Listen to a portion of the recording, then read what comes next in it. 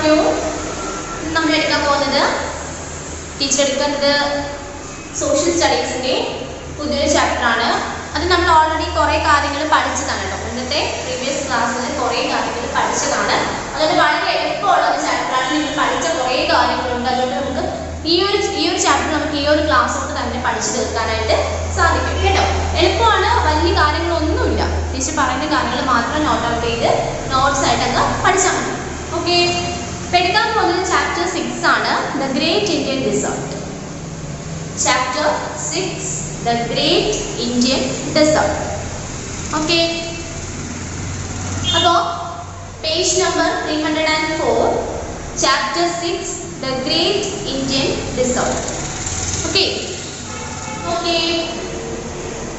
this lesson deals with self awareness. നിങ്ങൾക്ക് സ്വന്തമായിട്ട് ഒരു സെൽഫ് അവയർനെസ് കിട്ടാൻ വേണ്ടിയിട്ടുള്ള ഒരു ചാപ്റ്റർ ആണ്. നിങ്ങൾക്ക് അറിയാവുന്ന കാര്യങ്ങൾ നേരത്തെ ടീച്ചർ ഇപ്പോൾ പഠിപ്പിച്ച ഒരുപാട് ചാപ്റ്റേഴ്സ് ഉണ്ട്. നമ്മൾ ഒരുപാട് സ്റ്റേറ്റ്സിന്റെ കാര്യം പഠിച്ചു, അതിന്റെ രാജസ്ഥാന്റെ കാര്യമൊക്കെ പഠിച്ചു. അപ്പം അതിനകത്തൊക്കെ പറഞ്ഞ കുറേ പോയിന്റ്സ് ഇൻക്ലൂഡ് ചെയ്തിട്ടുള്ളൊരു പാഠമാണ്. എളുപ്പമാണ് കേട്ടോ. Okay, there is an area which is big, dry, sandy and rocky towards the west of the northern plains. This is known as the Great Indian Desert. This is also called the Thar Desert. Since a desert receives very little rain, it has very few plants and animals. There is an area which is big, dry, sandy and rocky towards the west of the northern plains. വടക്കൻ സമതലത്തിന്റെ പടിഞ്ഞാറ് ഭാഗത്തായിട്ട്, പടിഞ്ഞാറ് ഭാഗത്തായിട്ട് എന്താണ്, വളരെ വലുതും അതുപോലെ വരണ്ടതും, അതായത് വെള്ളത്തിന്റെ അംശം ഒട്ടുമില്ല, അത് വരണ്ട മണലൊക്കെയുള്ള വലിയ വലിയ എന്താണ് റോക്കി, അതായത് കല്ലുകളൊക്കെയുള്ള എന്താണ് ഒരു സ്ഥലം അല്ലെ. അതെന്താണ് നമ്മുടെ വടക്കൻ സമതലത്തിന്റെ പടിഞ്ഞാറ് ഭാഗത്തായിട്ട് അല്ലെ, നോർത്തേൺ പ്ലെയിൻസ്. വടക്കൻ സമതലത്തിന്റെ എവിടെയാണ്, വെസ്റ്റ് പടിഞ്ഞാറ് സൈഡിലായിട്ട് വലുതും വരണ്ടതും മണലൊക്കെ ഒരുപാടുള്ള ഭാഗം കാണുന്നുണ്ട്. This is known as the great Indian desert. ഇതിനെയാണ് നമ്മൾ എന്തെന്ന് പറയുന്നത്, ഗ്രേറ്റ് ഇന്ത്യൻ ഡിസേർട്ട് എന്ന് പറയുന്നത്. This is also known as Thar desert. Thar മരുഭൂമി എന്നും ഇതിനെ അറിയപ്പെടുന്നു. ഏതിനെ, the great Indian desert is also known as Thar desert. Great Indian ഡിസേർട്ടിനെ അറിയപ്പെടുന്ന മറ്റൊരു പേരാണ് താർ ഡിസേർട്ട്. താർ മരുഭൂമി എന്ന് പറയും. Since the desert receives very little rain, it has very few plants and animals. അതായത് ഇവിടെ കിട്ടുന്ന മഴയുടെ അളവെന്ന് പറഞ്ഞാൽ വളരെ കുറവായിരിക്കും. ലിറ്റിൽ റെയിൻഫോൾ, വളരെ കുറവായതുകൊണ്ട് തന്നെ എന്താണ്, it has very few plants and animals. അവിടെ അതായത് കുറച്ച് രീതിയിൽ മാത്രമേ എന്തുള്ളൂ, പ്ലാന്റ്സ്, ചെടികളാണെങ്കിലും മരങ്ങളാണെങ്കിലും അതുപോലെ അനിമൽസ്, ജീവജാലങ്ങളാണെങ്കിലും അവിടെ കുറവാണ്. കാര്യം ഭയങ്കര ചൂടാണ്, ആവശ്യത്തിന് മഴ കിട്ടത്തില്ല, അവർക്ക് കുടിക്കാനായിട്ട് വെള്ളമൊക്കെ കിട്ടാത്തത് കൊണ്ട് തന്നെ അവിടെയുള്ള ചെടികളുടെയും അതുപോലെ മൃഗങ്ങളുടെയും എണ്ണം ഒക്കെ വളരെ എന്താണ്, കുറവായിരിക്കും. Then location and extent. The Great Indian Desert is about 800 kilometers long and 500 kilometers wide. Thar Desert അല്ലെങ്കിൽ The Great Indian Desert എന്ന് പറയുന്നത് ഏകദേശം 800 കിലോമീറ്റർ നീളം, 800 kilometers long, 800 കിലോമീറ്റർ നീളവും 500 kilometers wide, 500 കിലോമീറ്റർ വീതിയുമാണ് ഏകദേശം ഇതിന്റെ ഒരു ചുറ്റളവ് എന്ന് പറയുന്നത്. 800 കിലോമീറ്റർ നീളവും അതുപോലെ തന്നെ 500 കിലോമീറ്റർ വീതിയുമാണ് ഈ ഒരു താർ ഡെസേർട്ട് അല്ലെങ്കിൽ ദ ഗ്രേറ്റ് ഇന്ത്യൻ ഡെസേർട്ടിന്റെ ഏകദേശം ഒരു ചുറ്റളവ് എന്ന് പറയുന്നത്. It stretches from the Aravalli Hills in the east to the border of Pakistan in the west. നമ്മൾ അത് ഒരു ക്ലാസ്സിൽ പഠിച്ചതാണ്. കിഴക്ക് ആരവല്ലി മലനിരകൾ തൊട്ട് ഈ പടിഞ്ഞാറ് പാകിസ്ഥാൻ വരെ, പാകിസ്ഥാന്റെ അതിർത്തി വരെ എന്ത് ചെയ്യുന്നുണ്ട്, നമ്മുടെ ഈ താർ ഡെസേർട്ട് വ്യാപിച്ചു കിടക്കുന്നുണ്ട്. കിഴക്ക് ആരവല്ലി മലനിരകൾ തൊട്ട് ഏകദേശം പടിഞ്ഞാറ് പാകിസ്ഥാന്റെ ഒരു അതിർത്തി വരെ, ബോർഡർ വരെ എന്ത് ചെയ്യുന്നുണ്ട്, ഈ പറയുന്ന നമ്മുടെ ഗ്രേറ്റ് ഇന്ത്യൻ ഡെസേർട്ട് അല്ലെങ്കിൽ താർ മരുഭൂമി വ്യാപിച്ച് കിടക്കുകയാണ്.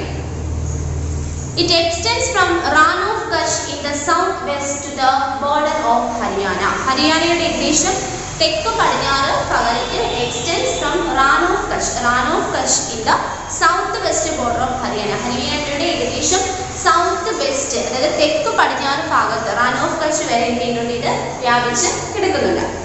The major part of western Rajasthan lies in the desert. രാജസ്ഥാനിലെ ഒരു മേജർ പാർട്ട് ഏകദേശം ഒരു ഭൂരിഭാഗം പ്രദേശവും എന്താണ് നമ്മുടെ ഡിസേർട്ടുമായിട്ട് ചുറ്റപ്പെട്ട് തന്നെ കിടക്കുകയാണ് അല്ലേ. അപ്പോൾ അതൊക്കെ ജസ്റ്റ് ഒരു ഇൻട്രൊഡക്ഷൻ പോലെ നിങ്ങളൊന്ന് ഓർത്തിരുന്നാൽ മതി. അവിടെ ഇപ്പൊ പറഞ്ഞതിനകത്ത് ഇച്ചിരി ഇമ്പോർട്ടൻ്റ് ആയിട്ട് പഠിക്കേണ്ടത് എന്താണെന്ന് വെച്ചാൽ ആദ്യം പറഞ്ഞതിനകത്ത് കണ്ടോ, the great Indian desert it is also known as Thar desert. Great Indian ഡിസേർട്ടിനെ അറിയപ്പെടുന്ന മറ്റൊരു പേരാണ് താർ ഡിസേർട്ട് എന്ന് പറയുന്നത്. പിന്നുള്ളതെന്ന് വെച്ചാൽ അത് ഇമ്പോർട്ടൻ്റ് ആണ്, അത് നിങ്ങളൊന്ന് അണ്ടർലൈൻ ചെയ്ത് പഠിക്കുക. പിന്നെ ലൊക്കേഷൻ ആൻഡ് എക്സ്റ്റെൻറ്റിനകത്ത് അതിൻ്റെ ഒരു ഏകദേശം ഒരു അളവ്, അതായത് the great Indian desert is about 800 kilometres long, നീളവും അതുപോലെ 500 കിലോമീറ്റേഴ്സ് വൈഡ്. അതൊന്ന് ജസ്റ്റ് ഒന്ന് നോട്ട് ചെയ്ത് പഠിക്കുക. ചിലപ്പോൾ മാച്ചിന് ഫോളോയിങ് ആയിട്ടോ അല്ലെങ്കിൽ ഫില്ലപ്പ് ആയിട്ടോ ഒക്കെ ചിലപ്പോൾ ചോദിച്ചുണ്ടാകില്ല കേട്ടോ. ദെൻ അടുത്തത് ഇനി പറയുന്നത് okay, name any 2 towns in India which lie in the desert region. അത് നിങ്ങൾക്ക് ഒന്ന് ജസ്റ്റ് ഒന്ന് നിങ്ങൾക്കൊന്ന് ഹോംവർക്ക് ചെയ്യാൻ പറ്റും. ഏതെങ്കിലും മരുഭൂമിയിൽ സ്ഥിതി ചെയ്യുന്ന ഇന്ത്യയിലെ ഏതെങ്കിലും 2 പട്ടണങ്ങളുടെ പേര് എഴുതാനാണ്. നമ്മുടെ ഇന്ത്യയിലെ തന്നെ മരുഭൂമിയുണ്ട്. അപ്പോൾ ആ മരുഭൂമിയിൽ സ്ഥിതി ചെയ്യുന്ന ഏതെങ്കിലും 2 പട്ടണങ്ങൾ, ടൗൺസ്, പട്ടണങ്ങളുടെ പേര് എഴുതാനാണ് ചോദിച്ചിരിക്കുന്നത്. ജസ്റ്റ് ഒന്ന് ഹോംവർക്ക് ഒന്ന് ചെയ്യുക കേട്ടോ. Then the deserts have extreme types of climate. അല്ലെ, മരുഭൂമി എന്ന് പറഞ്ഞാൽ ഒരു പ്രത്യേക രീതിയിലുള്ള ഒരു ക്ലൈമറ്റ്, ഒരു കാലാവസ്ഥയാണ് ഉള്ളത്. During summer the days are very hot and dry. അല്ലെ, സമ്മർ സീസൺ വേനൽക്കാലം ആവുമ്പോഴേക്കും the days are very hot, പകൽ സമയം എന്ന് പറഞ്ഞാൽ ഭയങ്കര ചൂടായിരിക്കും. ആൻഡ് ഡ്രൈ എന്താണ്, വെള്ളം അല്ലെ, നമുക്കറിയാം ചൂട് കൂടുമ്പോൾ നമുക്കാണെങ്കിൽ നമ്മുടെ സ്കിൻ നമുക്ക് ഭയങ്കര ഡ്രൈ ആവും അല്ലെ, എന്താണ് വെള്ളത്തിന്റെ അംശം കുറയും. Relative humidity is extremely low അല്ലെ, അതായത് ഹ്യൂമിഡിറ്റി വെള്ളത്തിന്റെ അംശം അല്ലെ, അന്തരീക്ഷത്തിലുള്ള വെള്ളത്തിന്റെ അംശം എന്താവും, വളരെ കുറയും. Scanty rainfall is recorded which is occasional and uncertain. അല്ലെ, ഇടയ്ക്കിടയ്ക്കുള്ള എന്താണ് ചെറിയ ചെറിയ മഴ, അതായത് നമുക്ക് ഇവിടെ പെയ്യുന്ന പോലെ നല്ല രീതിയിലുള്ള മഴ പെയ്യത്തില്ല. എപ്പോഴെങ്കിലും ഒക്കെ ചിലപ്പോൾ എന്ത് ചെയ്യും, കുറച്ച് മാത്രം എന്ത് ചെയ്യും, മഴ മാത്രമേ അവിടെ കിട്ടത്തുള്ളൂ. In winter the days are pleasant. അല്ലെ, തണുപ്പ് സമയമാകുമ്പോൾ എന്താണ് ഡേയ്സ് രാവിലെ ഒക്കെ എന്ന് പറഞ്ഞാൽ അല്ലെങ്കിൽ പകൽ സമയം എന്നൊക്കെ പറഞ്ഞാൽ വളരെ പ്ലസന്റ്, അത് വളരെ സുഖകരമായിട്ടൊരു കാലാവസ്ഥയാണ്. But the nights become very cold. പക്ഷെ രാത്രി ആവുകയാണെങ്കിലോ ഭയങ്കര കോൾഡ് എന്ന് പറഞ്ഞാൽ എന്താണ്, ഭയങ്കര തണുപ്പ്, സഹിക്കാൻ പറ്റാത്ത തണുപ്പായിരിക്കും. അതായത് മരുഭൂമിയിൽ വേനൽക്കാലം അല്ലെ, സമ്മർ സീസൺ ആകുമ്പോൾ അവിടുത്തെ പകൽ സമയം എന്ന് പറഞ്ഞാൽ ഭയങ്കര ചൂടായിരിക്കും, അതുപോലെ ഡ്രൈ ആയിട്ടുള്ള ഒരു ക്ലൈമറ്റ് ആയിരിക്കും അവിടെ ഉള്ളത്. പക്ഷേ തണുപ്പാവുമ്പോൾ നേരെ ഓപ്പോസിറ്റ് ആണ് അല്ലെ. വിന്റർ സീസൺ എന്താണ്, രാവിലെ സമയത്ത് എന്ത് തന്നെയാണ്, ഭയങ്കര സുന്ദരമായിട്ടൊരു കാലാവസ്ഥയായിരിക്കും. പക്ഷെ രാത്രിയിലാണെങ്കിൽ സഹിക്കാൻ പറ്റാത്ത രീതിയിലുള്ള തണുപ്പും അനുഭവപ്പെടും. ഓക്കെ, അപ്പൊ അത് ജസ്റ്റ് നിങ്ങളൊന്ന് വായിച്ചു വിട്ടാൽ മതി കേട്ടോ. ദെൻ അടുത്ത പേജിൽ റിമെമ്പർ കണ്ടോ, ഒരു ബോക്സിൽ ഏറ്റവും മുകളിൽ ഒരു പിങ്ക് കളർ ബോക്സിലുണ്ടോ, the Sahara desert in Africa is the world's largest desert. അല്ലെ, നമ്മുടെ ലോകത്തിലെ, വേൾഡിലെ കാര്യമാണ്, നമ്മുടെ ലോകത്തിലെ തന്നെ ഏറ്റവും വലിയ മരുഭൂമിയാണ് ദ സഹാറ ഡിസേർട്ട്. അപ്പൊ അതൊന്ന് അണ്ടർലൈൻ ചെയ്ത് പഠിക്കണം. ദ സഹാറ ഡിസേർട്ട്, സഹാറ മരുഭൂമിയാണ് നമ്മളുടെ ലോകത്തിലെ തന്നെ ഏറ്റവും വലിയ മരുഭൂമിയായിട്ടുള്ളത്. അത് എവിടെയാണെന്ന് ചോദിച്ചാൽ ആഫ്രിക്കയിലാണ്. ആഫ്രിക്കയിലെ സഹാറ ഡിസേർട്ട് ആണ് നമ്മുടെ വേൾഡിലെ തന്നെ, നമ്മുടെ ലോകത്തിലെ തന്നെ ഏറ്റവും വലിയ മരുഭൂമിയായിട്ട് പറയുന്നത്. ഓക്കെ, അത് അണ്ടർലൈൻ ചെയ്ത് പഠിക്കണം. ചോദിക്കും, പരീക്ഷയ്ക്ക് ഇമ്പോർട്ടൻ്റ് ആണ്, ചോദിക്കും, ക്വസ്റ്റ്യൻ ഉറപ്പായിട്ടും ഉണ്ടായിരിക്കും. The Sahara Desert in Africa is the world's largest desert. Okay. Then അടുത്തത് വെജിറ്റേഷൻ ആൻഡ് ലാൻഡ് ഫോംസ് അല്ലെ, ഇവിടുത്തെ രീതികൾ, അവിടുത്തെ ഭക്ഷണ രീതികൾ അല്ലെങ്കിൽ അവിടുത്തെ പൊതുവായിട്ടുള്ള ഒരു ലാൻഡ് അതായത് ഒരു ഭൂപ്രകൃതി, അതിനെ പറ്റിയിട്ടാണ് പറയാൻ പോകുന്നത്. നോക്കിയേ, as the land is dry and there is very little vegetation, soil erosion takes place due to the winds blowing across. അല്ലെ, അതായത് as the land is dry, അവിടുത്തെ ലാൻഡ് അതായത് ഇവിടുത്തെ ഭൂമി എന്ന് പറഞ്ഞാൽ മണ്ണെന്നൊക്കെ പറഞ്ഞാൽ ഭയങ്കര ഡ്രൈ ആണ്, വെള്ളത്തിൻ്റെ അംശം വളരെ കുറവാണ്. And there is very little vegetation. അതുകൊണ്ട് തന്നെ അവിടെ എന്താണ് വളരുന്ന ചെടികളുടെ, വെജിറ്റേഷൻ മീൻസ് എന്താണ്, സസ്യങ്ങൾ അല്ലേ, അവിടെ വളരുന്ന സസ്യങ്ങളുടെ എണ്ണവും വളരെയധികം കുറവാണ്. Soil erosion takes place due to winds blowing across അല്ലേ, അതായത് അവിടെ എപ്പോഴും അങ്ങോട്ടും ഇങ്ങോട്ടും കുറുകെ എന്ത് ചെയ്യായിരിക്കും, കാറ്റ് വീശായിരിക്കും. ഇങ്ങനെ ഈ കാറ്റ് വീശുന്നത് കൊണ്ട് തന്നെ അവിടെ എന്താണ് സോയിൽ ഇറോഷൻ, അതായത് എന്ത് ചെയ്യും മണ്ണൊലിപ്പ്. നമുക്കറിയാം മണ്ണൊലിപ്പ്, സോയിൽ ഇറോഷൻ എന്ന് പറഞ്ഞാൽ നമ്മൾ സാധാരണ കേട്ടിട്ടുള്ളത് മഴയൊക്കെ പെയ്യുന്ന സ്ഥലങ്ങളിൽ ഒരുപാട് ചെടികളൊന്നും ഇല്ലെന്നുണ്ടെങ്കിൽ എന്ത് ചെയ്യും ഫലപുഷ്ടിയുള്ള മണ്ണ് ഒലിച്ചു പോകും വെള്ളത്തിനോടൊപ്പം എന്ന് പറഞ്ഞു. പക്ഷേ ഈ മരുഭൂമിയിൽ ഡിസേർട്ടിൽ എന്ന് പറഞ്ഞാൽ അവിടെ മഴയുടെ അളവ് വളരെ കുറവാണല്ലേ. പക്ഷെ അവിടെ എന്താണ് ഭയങ്കര കാറ്റായിരിക്കും, അപ്പം ഭയങ്കര കാറ്റായിരിക്കും, നല്ല ചൂട് കാറ്റായിരിക്കുമേ. അപ്പൊ ഈ കാറ്റിനൊപ്പം എന്ത് ചെയ്യും ഈ മണ്ണ് എന്ത് ചെയ്യും ആ കാറ്റിനൊപ്പം പറന്ന് അങ്ങ് പോകും. The hot winds carry a lot of sand along with them. അല്ലെ, അതായത് ശക്തമായിട്ടുള്ള എന്ത് ചെയ്യുന്നുണ്ട് ഹോട്ട് വിൻഡ്സ്, അതായത് ചൂട് കാറ്റാണ് എപ്പോഴും മരുഭൂമിയിൽ ഉള്ളത്. Severe dust storms are common. ശക്തമായിട്ടുള്ള പൊടിക്കാറ്റ്, ഇപ്പോഴും കാറ്റുണ്ട്, ആ കാറ്റിനൊപ്പം ഈ മണലും കൂടെ പറന്ന് പൊടി. അപ്പം നമ്മുടെ കണ്ണിലൊന്നും നമുക്ക് അവിടെയൊക്കെ ഇങ്ങനെ കാറ്റ് വീശുമ്പോൾ നമ്മുടെ കണ്ണിലൊക്കെ മണ്ണ് കയറുമ്പോൾ നമുക്കൊന്നും കാണാനൊന്നും പറ്റത്തില്ല. അപ്പം ഇത്തരം ശക്തമായിട്ടുള്ള പൊടിക്കാറ്റ് എപ്പോഴും എന്ത് ചെയ്യുന്നുണ്ട് ഈ ഡിസേർട്ടിൽ ഉണ്ട്. These hills, the desert is full of small hills of sand. അല്ലേ, അങ്ങനെ ഈ ഒരു മരുഭൂമിയിൽ എന്ന് പറഞ്ഞാൽ എപ്പോഴും ചെറിയ ചെറിയ മണലിന്റെ കുന്നുകൾ, അതായത് ഈ കാറ്റ് വീശുമ്പോൾ ഒരു സ്ഥലത്ത് നിന്നുള്ള മണൽ എന്ത് ചെയ്യും അവിടെ പറന്ന് വേറെ അങ്ങോട്ടേക്ക് പോകും, കുറച്ച് ദൂരത്തോട്ട് പോയിട്ട് കാറ്റിന്റെ ശക്തിയുടെ മണ്ണ് എന്ത് ചെയ്യും എവിടെയാണോ അവിടെ വീഴും. അപ്പൊ ചെറിയ ചെറിയ മണലിന്റെ കുന്നുകൾ എന്ത് ചെയ്യും ഇങ്ങനെ മരുഭൂമിയിൽ കാണാനായിട്ട് പറ്റും. അതുകൊണ്ടാണ് ഡിസേർട്ട് നിങ്ങൾ ശ്രദ്ധിച്ചിട്ടുണ്ടോ, ടീച്ചർ ഇവിടെ ഒരു പിക്ചർ കാണിക്കുന്നുണ്ട് കണ്ടോ, കുറച്ച് ഭാഗം എന്താണ് ഇങ്ങനെ ഉയർന്ന് കുറച്ച് ഭാഗം താഴ്ന്ന് ഇങ്ങനെ കയറി ഇറങ്ങിയായിരിക്കും ഇരിക്കുന്നത്. നിങ്ങൾ സിനിമയിലൊക്കെ കാണാം വണ്ടിയൊക്കെ മണൽ കൂടെ ഓടുന്നത്. അപ്പൊ എന്താണ് ഒന്ന് പൊങ്ങി ഒരു കുന്നാണൊക്കെ ചെറുതായിട്ട് കയറിയിട്ട് പിന്നെ താഴോട്ടുള്ളത്. അതായത് ഈ കാറ്റ് വീശിനനുസരിച്ച് ഒരു സ്ഥലത്ത് നിന്നുള്ള ഈ ഒരു മണ്ണ് എന്ത് ചെയ്യും പറന്ന് വേറൊരു സ്ഥലത്തോട്ട് പോകും. അപ്പൊ അവിടെ ഇങ്ങനെ ചെറിയൊരു പൊക്കം പോലെ ചെറിയ കുന്ന് പോലെ കാണുന്നത്. These hills are called sand dunes. ഇങ്ങനെ ഈ ഒരു കാറ്റിനോടൊപ്പം വീശുന്ന പോകുന്ന ഈ മണല് വേറൊരു സ്ഥലത്ത് ചെറിയ കുന്ന് പോലെ കാണപ്പെടുന്നു. അതിനെ പറയുന്ന പേരാണ് സാൻഡ് ഡ്യൂൺസ്, അതായത് മൺകൂനകൾ എന്നൊക്കെ പറയും. സാൻഡ് ഡ്യൂൺസ് അല്ലെ, മണലായിരിക്കുമെന്ന് മാത്രം. These dunes do not remain at one's place because of sandstorm. അതായത് ഈ ഒരു മണൽക്കുന്ന് എന്ന് പറഞ്ഞാൽ പെർമനന്റ് ആയിട്ട് ഒരു സ്ഥലത്ത് അതുപോലെ എപ്പോഴും കാണത്തില്ല. ശക്തമായിട്ടുള്ള കാറ്റ് വീശുമ്പോൾ അവിടുന്ന് മണ്ണ് എന്ത് ചെയ്യും ഈ കാറ്റിനൊപ്പം പോയി ചിലപ്പോൾ വേറൊരു സ്ഥലത്തോട്ട്, അതായത് ഒരു സ്ഥലത്തിന് മറ്റൊരു സ്ഥലത്തോട്ട് ഇങ്ങനെ കാറ്റിനനുസരിച്ച് ഈ മണൽ എന്ത് ചെയ്യും പൊക്കോണ്ടേ ഇരിക്കുകയാണ്. They keep on moving from one place to another. ഒരു സ്ഥലത്ത് നിന്ന് മറ്റൊരു സ്ഥലത്തോട്ട് എന്ത് ചെയ്യുന്നു ഇങ്ങനെ മൂവ് ചെയ്യുന്നു. There are no permanent rivers in the Great Indian Desert due to little rainfall. അതായത് ചെറിയ ചെറിയ ഇടവിട്ട് ചെറിയ ചെറിയ രീതിയിൽ മാത്രമേ മഴ കിട്ടത്തുള്ളൂ നമ്മുടെ ഡെസേർട്ടിൽ എന്ന് നമ്മൾ പറഞ്ഞു. ഇങ്ങനെ ചെറിയ രീതിയിൽ മഴ കൊള്ളത് കാരണം ഇവിടെ സ്ഥിരമായിട്ടൊരു നദിയോ അല്ലെങ്കിൽ ഒരു പുഴയോ ഒന്നും ഇല്ല. കാര്യം നമുക്കറിയാം നല്ല ശക്തമായിട്ടുള്ള നല്ല രീതിയിലുള്ള മഴ കിട്ടുമ്പോൾ മാത്രമാണ് നമുക്ക് ആവശ്യത്തിന് വെള്ളം നദിയും പുഴയൊക്കെ ഉണ്ടാകുന്നത്. ഇവിടെ എന്ന് പറഞ്ഞാൽ മണലാണ്, ഭയങ്കര ചൂടുമാണ്, അതുപോലെ ഭയങ്കര ഡ്രൈ ആയിട്ടുള്ള മണ്ണാണ്. അതുകൊണ്ട് തന്നെ അവിടെ കിട്ടുന്ന അവിടെ ഉള്ള മഴയുടെ അളവ് എന്ന് പറഞ്ഞാൽ വളരെ കുറവുമാണ്. ഇത്രയും കാരണങ്ങൾ കൊണ്ട് തന്നെ ആ ഒരു സ്ഥലങ്ങളിൽ എന്തില്ല നല്ല രീതിയിലുള്ള പുഴയോ നദിയോ ഒന്നും ഇല്ല. So there is a scarcity of water. അതുകൊണ്ട് തന്നെ ഇവിടെ ജലക്ഷാമം അല്ലെ, scarcity of water means ജലക്ഷാമം വളരെ രൂക്ഷമാണ്, ജലം ഒട്ടും അവർക്ക് കിട്ടത്തില്ല. People have to walk many kilometers to fetch water from wells. അല്ലെ, അതായത് ആളുകൾ എന്ത് ചെയ്യുന്നു വെള്ളത്തിന് വേണ്ടിയിട്ട് കിലോമീറ്റേഴ്സ് ഒരുപാട് ദൂരം നടന്നു പോയിട്ട് എന്ത് ചെയ്യും വെള്ളം ശേഖരിച്ചുകൊണ്ട് വരും. Thus life in the desert is very tough. ഈ ഒരു കാരണം കൊണ്ട് തന്നെ നമ്മൾക്ക് പറയാം നമ്മുടെ മരുഭൂമിയിലെ ജീവിതം വളരെയധികം പ്രയാസകരമായിട്ടുള്ള ജീവിതമാണ് അല്ലേ. കാരണം ആലോചിച്ച് നോക്കി, നമ്മൾ എന്ന് പറഞ്ഞാൽ നമ്മുടെ വീട്ടിൽ നമുക്ക് ആവശ്യത്തിന് കുടിക്കാനും കഴിയും, അതിലൊക്കെ വെള്ളം എന്ത് ചെയ്യും ടാപ്പൊക്കെ അങ്ങോട്ട് തുറന്ന് വിട്ടാൽ മതി, ഇഷ്ടം പോലെ വെള്ളമുണ്ട്. നമുക്കതുകൊണ്ട് വെള്ളത്തിന്റെ ഒരു എന്താ പറയുക ഒരു ആ ഒരു ആവശ്യത്തിന് നമുക്ക് അറിയാൻ വയ്യ, നമുക്ക് കിട്ടും നമ്മുടെ കൈകൊണ്ട് തുറക്കുമ്പോൾ നമുക്ക് കിട്ടും വെള്ളം നമ്മുടെ വീട്ടിൽ. ഈ ഒരു കാര്യത്തിനുള്ള ആവശ്യത്തിനുള്ള വെള്ളങ്ങളെല്ലാം നമ്മൾ കിലോമീറ്റേഴ്സ് ഓളം നടന്നിട്ട് നിങ്ങൾ എന്താണ് ബക്കറ്റിലും വലിയ കുളത്തിലും ഒക്കെ കൊണ്ടുവരുന്ന ഒരു അവസ്ഥ ചിന്തിച്ചു നോക്കി.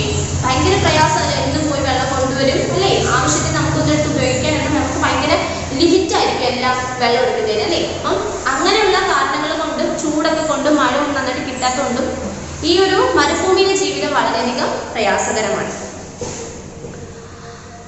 മനസ്സിലായോ? അപ്പൊ ഇത്രയും കാര്യത്തിനകത്ത് നിങ്ങൾക്ക് അവിടെ ജസ്റ്റ് വായിക്കുമ്പോൾ ജസ്റ്റ് പറയാൻ മനസ്സിലാവുന്നുണ്ടായിരിക്കുമല്ലോ അല്ലേ. നല്ല ടഫായിട്ട് കാര്യങ്ങളൊന്നും ഇല്ല. Then the underground water comes up to the surface at few places and forms big pools. അല്ലെ, അതായത് ഭൂഗർഭജലം എന്ന് പറഞ്ഞാൽ അണ്ടർഗ്രൗണ്ട് വാട്ടർ അല്ലെ, അതായത് ഭൂമിക്ക് അടിയിൽ ഉള്ള വെള്ളം അല്ലെ. ഇത്തരത്തില് ഭൂഗർഭജലം എന്ത് ചെയ്യുന്നു ചില സ്ഥലങ്ങളിൽ വന്ന് എന്ത് ചെയ്യും ചെറിയ ചെറിയ കുളങ്ങളായിട്ട്. നിങ്ങൾക്ക് അവിടെ പിക്ചർ കണ്ടോ, കുറെ ഒട്ടകവും നിൽക്കുന്നു, 2-3 ആളുകൾ നിൽക്കുന്നു. കണ്ടോ? ചെറിയൊരു ഒരു കുളം പോലെ, ചെറിയൊരു കുളം പോലെ കുറച്ച് വെള്ളം. അപ്പോൾ ഈ ആളുകൾ ഇത്രയും ദൂരം നിന്ന് വന്നിട്ട് ഈ കുളത്തിൽ നിന്നായിരിക്കും ചിലപ്പോൾ വെള്ളം എടുത്തിട്ട് പോകുന്നത്. അപ്പോൾ ഈ ഭൂഗർഭ ജലം, ഭൂമിയുടെ അടിയിലുള്ള ജലം ഇതുപോലെ ചിലപ്പോൾ ചില ഭാഗങ്ങളിലും മരുഭൂമിയുടെ ഭാഗങ്ങളിലെയും ചെറിയ കുളങ്ങൾ പോലെ ഇങ്ങനെ കാണുന്നുണ്ട്. Such a spot in the desert is called oasis. Oasis നമ്മൾ പഠിച്ചതാണ്. നിങ്ങൾക്ക് ഓർമ്മയുണ്ടോ ഒയാസിസ് പഠിച്ചത്? നമ്മൾ വേറെ ഒരു ചാപ്റ്ററിൽ ഡിഫൈൻ ചെയ്ത ഒയാസിസ് ഒക്കെ പഠിച്ചു അല്ലേ? ഇത്തരത്തിൽ ഇങ്ങനെ മരുഭൂമിയിൽ കാണുന്ന ചില സ്പോട്ട് അല്ലെങ്കിൽ ചില ഭാഗങ്ങളിൽ ഉണ്ടാകുന്ന ചെറിയ ഇതുപോലുള്ള കുളങ്ങൾ, അതിനെ പറയുന്ന പേരാണ് ഒയാസിസ് എന്ന് പറയുന്നത്. OASIS, oasis. Many people live near the oasis and grow crops like wheat, gram, jowar, bajra and maize. Many people live near the oasis and grow crops like wheat, gram, jowar, bajra and maize. ഇത്തരത്തിൽ ഇങ്ങനെ ഈ ചെറിയ ചെറിയ കുളങ്ങൾ ഉണ്ടെന്ന് പറഞ്ഞല്ലോ. അപ്പോൾ അതിനെ പറയുന്ന പേരാണ് ഒയാസിസ് എന്ന് പറയുന്നത് അല്ലേ? അപ്പോൾ ഇങ്ങനെ ഈ ചെറിയ ചെറിയ കുളങ്ങളുള്ള ഭാഗത്ത് ആളുകൾ എന്ത് ചെയ്യുന്നു? താമസിക്കുകയും ചെറിയ ചെറിയ രീതിയിൽ കൃഷിയൊക്കെ ചെയ്യുകയും ചെയ്യുന്നു. ഏതൊക്കെയാണ്? Crops like wheat, gram, jowar, bajra and maize. Okay, ഇത്രയും ചെറിയ ചെറിയ കാര്യങ്ങൾ എന്ത് ചെയ്യുന്നവർ കുറഞ്ഞ അളവിൽ അവർക്ക് അവിടെ കൃഷി ചെയ്ത് എടുക്കുന്നുണ്ട്. The Indira Gandhi Canal, which starts from Satluj River, provides water to parts of the Thar Desert.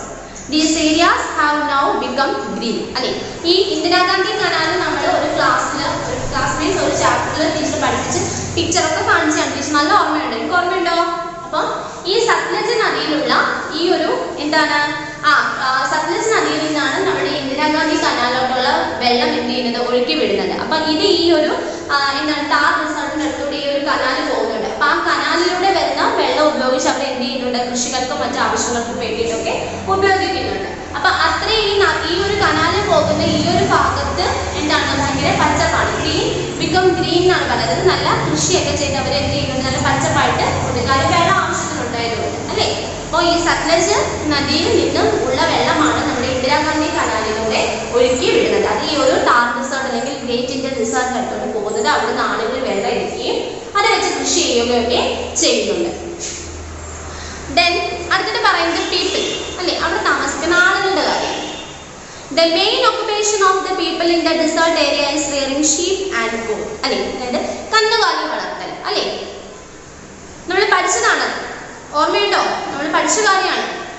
The owners of these animals move from one place to another in search of grass along with their animals. അല്ലേ, ഇത്തരത്തിൽ ഈ ആടുകളെയും ഒക്കെ കൊണ്ട് എന്ത് ചെയ്യുക? വളർത്തുന്ന ഈ ആടുകളെയൊക്കെ വളർത്തുന്ന ആളുകൾ അവർക്ക് വേണ്ടിയിട്ടുള്ള ഭക്ഷണം അല്ലേ, അവർക്ക് ചെറിയ ചെറിയ പുല്ലും ഗ്രാസൊക്കെ അല്ലേ വേണ്ടേ? അപ്പം അതൊക്കെ തിന്നാൻ വേണ്ടിയിട്ട് ഇവർ എന്ത് ചെയ്യും? ഈ ആടുകളെ മേയ്ക്കാൻ വേണ്ടിയിട്ട് ഒരു സ്ഥലത്ത് നിന്ന് മറ്റൊരു സ്ഥലത്തോട്ട് യാത്ര ചെയ്യും. അത്തരത്തിൽ പോകുന്ന ആളുകളെ നമ്മളൊരു പേര് വിളിച്ച് പഠിച്ചു. നമ്മളൊരു ക്ലാസ്സിൽ അവർക്ക് വേണ്ടിയിട്ട് ടീച്ചർ നിങ്ങളോട് ഒരുപാട് വട്ടം റിപ്പീറ്റ് ചെയ്ത് എല്ലാവരോടും ക്വസ്റ്റ്യൻ ചോദിച്ചിട്ടാണ്. എന്താണെന്നറിയാമോ? നോമാഡ്സ്. ഓർമ്മയുണ്ടോ നോമാഡ്സ്? അതായത് നമ്മൾ പഠിച്ചു, ഒരു സ്ഥലത്ത് നിന്നും മറ്റൊരു സ്ഥലത്തോട്ട് കൂട്ടത്തോടെ ആളുകൾ എന്ത് ചെയ്യുന്നു? അവരുടെ ഈ പറയുന്ന ഷീപ്പും ഗോട്ടും ഒക്കെ വളർത്താൻ വേണ്ടി, അവർക്ക് ഭക്ഷണത്തിന് വേണ്ടിയിട്ട് പുല്ലൊക്കെ കിട്ടാൻ വേണ്ടിയിട്ട് ഒരു സ്ഥലത്ത് നിന്ന് മറ്റൊരു സ്ഥലത്തോട്ട് ഇവയും കൊണ്ട് യാത്ര ചെയ്യുന്നു. അങ്ങനെയുള്ള ആളുകളെ പറയുന്ന പേരാണ് നൊമാഡ്സ്. നൊമാഡ്സ് എന്ന് പറഞ്ഞാൽ നമ്മൾ പറഞ്ഞു നാടോടികൾ. ഓർമ്മ വന്നോ? ഇപ്പം ടീച്ചർ പഠിപ്പിച്ചതൊക്കെ ഓർമ്മ വന്നോ? ഓക്കെ. അവിടെ ഉണ്ട് they do not have a fixed home. അവർക്ക് പെർമനന്റ് ആയിട്ട് അല്ലെങ്കിൽ ഫിക്സ്ഡ് ആയിട്ടൊരു വീടൊന്നുമില്ല. അവരിങ്ങനെ യാത്ര ചെയ്തുകൊണ്ടിരിക്കുകയാണ്. These peoples are called nomads. ഇത്തരത്തിൽ സഞ്ചരിക്കുന്ന ഒരു സ്ഥലത്ത് നിന്ന് മറ്റൊരു സ്ഥലത്തോട്ട് ഇങ്ങനെ യാത്ര ചെയ്യുന്ന ആ ആളുകളെ വിളിക്കുന്ന പേരാണ് നോമാഡ്സ്, മീൻസ് നാടോടികൾ. ഓക്കെ, അത് നമ്മൾ പഠിച്ച കാര്യം. ടീച്ചർ പറഞ്ഞ കുറേ കാര്യങ്ങൾ ഈ പോർഷൻസിൽ നമ്മൾ നേരത്തെ പഠിച്ചതുണ്ട്.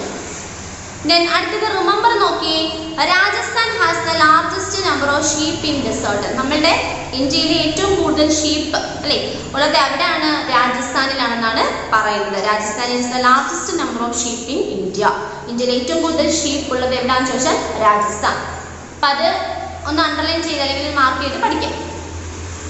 അടുത്തത് നോക്കിയാൽ എല്ലാം നമ്മൾ ഇനിയുള്ളതെല്ലാം നമ്മൾ പഠിച്ച കാര്യം തന്നെയാണ്. Okay, it is difficult to build roads and railway lines in the desert. മരുഭൂമിയിലൂടെ നല്ലൊരു റോഡ് അല്ലെങ്കിൽ ഒരു റെയിൽവേ പാളമോ ഒന്നും ഉണ്ടാക്കാനായിട്ട് പറ്റില്ല. കാര്യം ഇങ്ങനെ പൊങ്ങി ഇറങ്ങി ഇങ്ങനെ കയറി ഇറങ്ങി കിടക്കുന്ന ഒരു രീതിയാണ്. Camel is the chief mode of transport. അവിടുത്തെ യാത്രയ്ക്ക് അവർ ഉപയോഗിക്കുന്ന പ്രധാനപ്പെട്ട ഒന്ന് എന്താണ്? ക്യാമൽ, ഒട്ടകമാണ്. നമുക്ക് പഠിച്ച കാര്യമാണ്. A camel can go without food and water for many days. അല്ലേ, ഒട്ടകത്തിനെ സംബന്ധിച്ചിടത്തോളം അവയ്ക്ക് കുറേ ദിവസം ഭക്ഷണവും വെള്ളവും ഒന്നും കുടിക്കാൻ എന്ത് ചെയ്യാൻ പറ്റും, യാത്ര ചെയ്യാനായിട്ടൊക്കെ പറ്റും. It is very useful in dessert. അതുകൊണ്ട് തന്നെ ഡിസേർട്ടിലുള്ള ആളുകൾക്ക് ഈ ക്യാമൽ എന്ന് പറഞ്ഞ വളരെയധികം അത്യന്താപേക്ഷിതമായിട്ടുള്ള ഇമ്പോർട്ടൻ്റ് ആയിട്ടുള്ള ഒരു ഫാക്റ്റാണ്. Therefore, camels are called the ship of the desert. നമ്മൾ പഠിച്ചതാണ് മരുഭൂമിയിലെ കപ്പൽ അല്ലെ, ഷിപ്പ് ഓഫ് ദ ഡിസേർട്ട്. മരുഭൂമിയിലെ കപ്പൽ എന്നറിയപ്പെടുന്നത് ആരെയാണ്? ക്യാമൽ അല്ലെ. ഷിപ്പ് ഓഫ് ദ ഡിസേർട്ട് എന്ന് പറയുന്നത് ക്യാമൽ ആണ്, ഒട്ടകമാണ് അല്ലെ. പഠിച്ച കാര്യമാണല്ലോ, പുതിയ കാര്യമൊന്നും അല്ല, പഠിച്ച കാര്യമാണ്. The people of Rajasthan love to wear colorful clothes. അല്ലെ, അവിടുത്തെ ആളുകൾ എന്താണ്, ഭയങ്കര കളർഫുൾ ആയിട്ടുള്ള ഡ്രസ്സ്, കോസ്റ്റ്യൂംസ് ഒക്കെയാണ് എന്ത് ചെയ്യുന്നത്, ഇഷ്ടപ്പെടുന്നത്. Women wear the Gangra, Choli and Odani. നമ്മൾ പഠിച്ച കാര്യമാണ് ഒദാനി എന്നൊക്കെ പറഞ്ഞ് ഇച്ചിരി പിക്ചർ കാണിച്ചു. തലയിൽ ഇങ്ങനെ എന്താണ് തൊപ്പിയൊക്കെ, തൊപ്പി അല്ലെ, അതുപോലെ മീൻസ് ഷോളൊക്കെ ഇട്ട് അതുപോലെ നല്ല ചോളി പാവാടൊക്കെ ഇട്ടിട്ടാണ് അവിടെ പിക്ചറൊക്കെ ഉണ്ട്. Then men's wear dhoti, kurta and big turban. അല്ലെ, തലയിൽ വലിയൊരു ടർബനും അതുപോലെ ധോത്തി കുർത്ത ഒക്കെ ഇട്ടിട്ടാണ് ഉള്ളത്. അവിടെ പിക്ചർ കണ്ടോ, ഒട്ടകത്തിന് മുകളിൽ ഇരിക്കുന്നേ കൊച്ചു പിള്ളേരുടെയൊക്കെ തലയിൽ കണ്ടോ തൊപ്പി പോലെ ഷോളൊക്കെ വെച്ചിട്ട് തൊപ്പി പോലെ ഒക്കെ കെട്ടി വെച്ചിട്ടുണ്ട് കണ്ടോ. The major festivals of Rajasthan are the Desert Festival, Gangar, Teej, Holi, Dussehra, Diwali and Eid or Eid. Okay, ഇതൊക്കെ നമ്മൾ പഠിച്ചതാണ് കേട്ടോ. Then Jaipur is the capital city. അല്ലേ, Jaipur is the capital city. രാജസ്ഥാനിലെ capital city അല്ലേ. Then it is called the pink city. ഇതിനെ നമ്മൾ pink city എന്ന് പഠിച്ചു. പിക്ചർ ഒക്കെ കാണിച്ചു ഓർമ്മയുണ്ടോ? Then Jaisalmer, Gangaghar, Bikaner, Surtagarh and Jodhpur are the major cities in this region.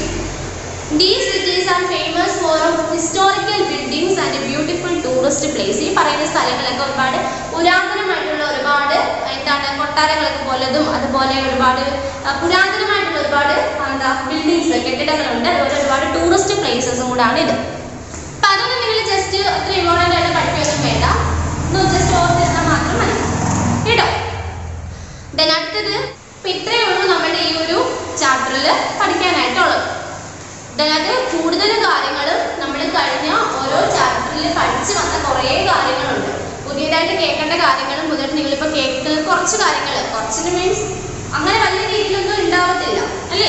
എല്ലാം നിങ്ങൾക്ക് അറിയാം, നിങ്ങൾ പ്രീവിയസ് ക്ലാസ്സിൽ ഓരോന്ന് പഠിച്ച് നോട്ട്സും ക്വസ്റ്റ്യൻസും ഒക്കെ പഠിച്ചു വന്ന ഒരുപാട് കാര്യങ്ങളുണ്ട് അല്ലേ. ഇനി നമുക്ക് അതിൻ്റെ എന്താ എക്സസൈസ് കൂടെ അങ്ങ് ചെയ്തേക്കാം. ഫസ്റ്റ് പറയുന്നത് ഡിഫൈൻ ആണ് കേട്ടോ. ഡിഫൈൻ എന്ന് ആദ്യം പറയുന്നത് ഡിസേർട്ട്, മരുഭൂമി എന്താന്നുള്ളതാണ് അല്ലേ. ഡിസേർട്ട് എന്താ നോക്കിയേ, ടീച്ചർ ഇവിടെ പിക്ചർ കാണിക്കുന്നുണ്ട് നിങ്ങൾക്ക്. An area of land with very little rainfall and vegetation അല്ലേ. അതായത് an area of land അല്ലേ, കുറച്ച് പ്രദേശം എന്താണ് വെച്ചാൽ വെരി ലിറ്റിൽ റെയിൻഫാൾ, വളരെ മഴ കുറഞ്ഞ അല്ലെങ്കിൽ ഒട്ടും വെജിറ്റേഷൻസ് സസ്യങ്ങളും ഒന്നും വളരാത്ത ഒരു ഭാഗം, അതാണ് ഡിസേർട്ട് മരുഭൂമി എന്ന് പറയുന്നത്.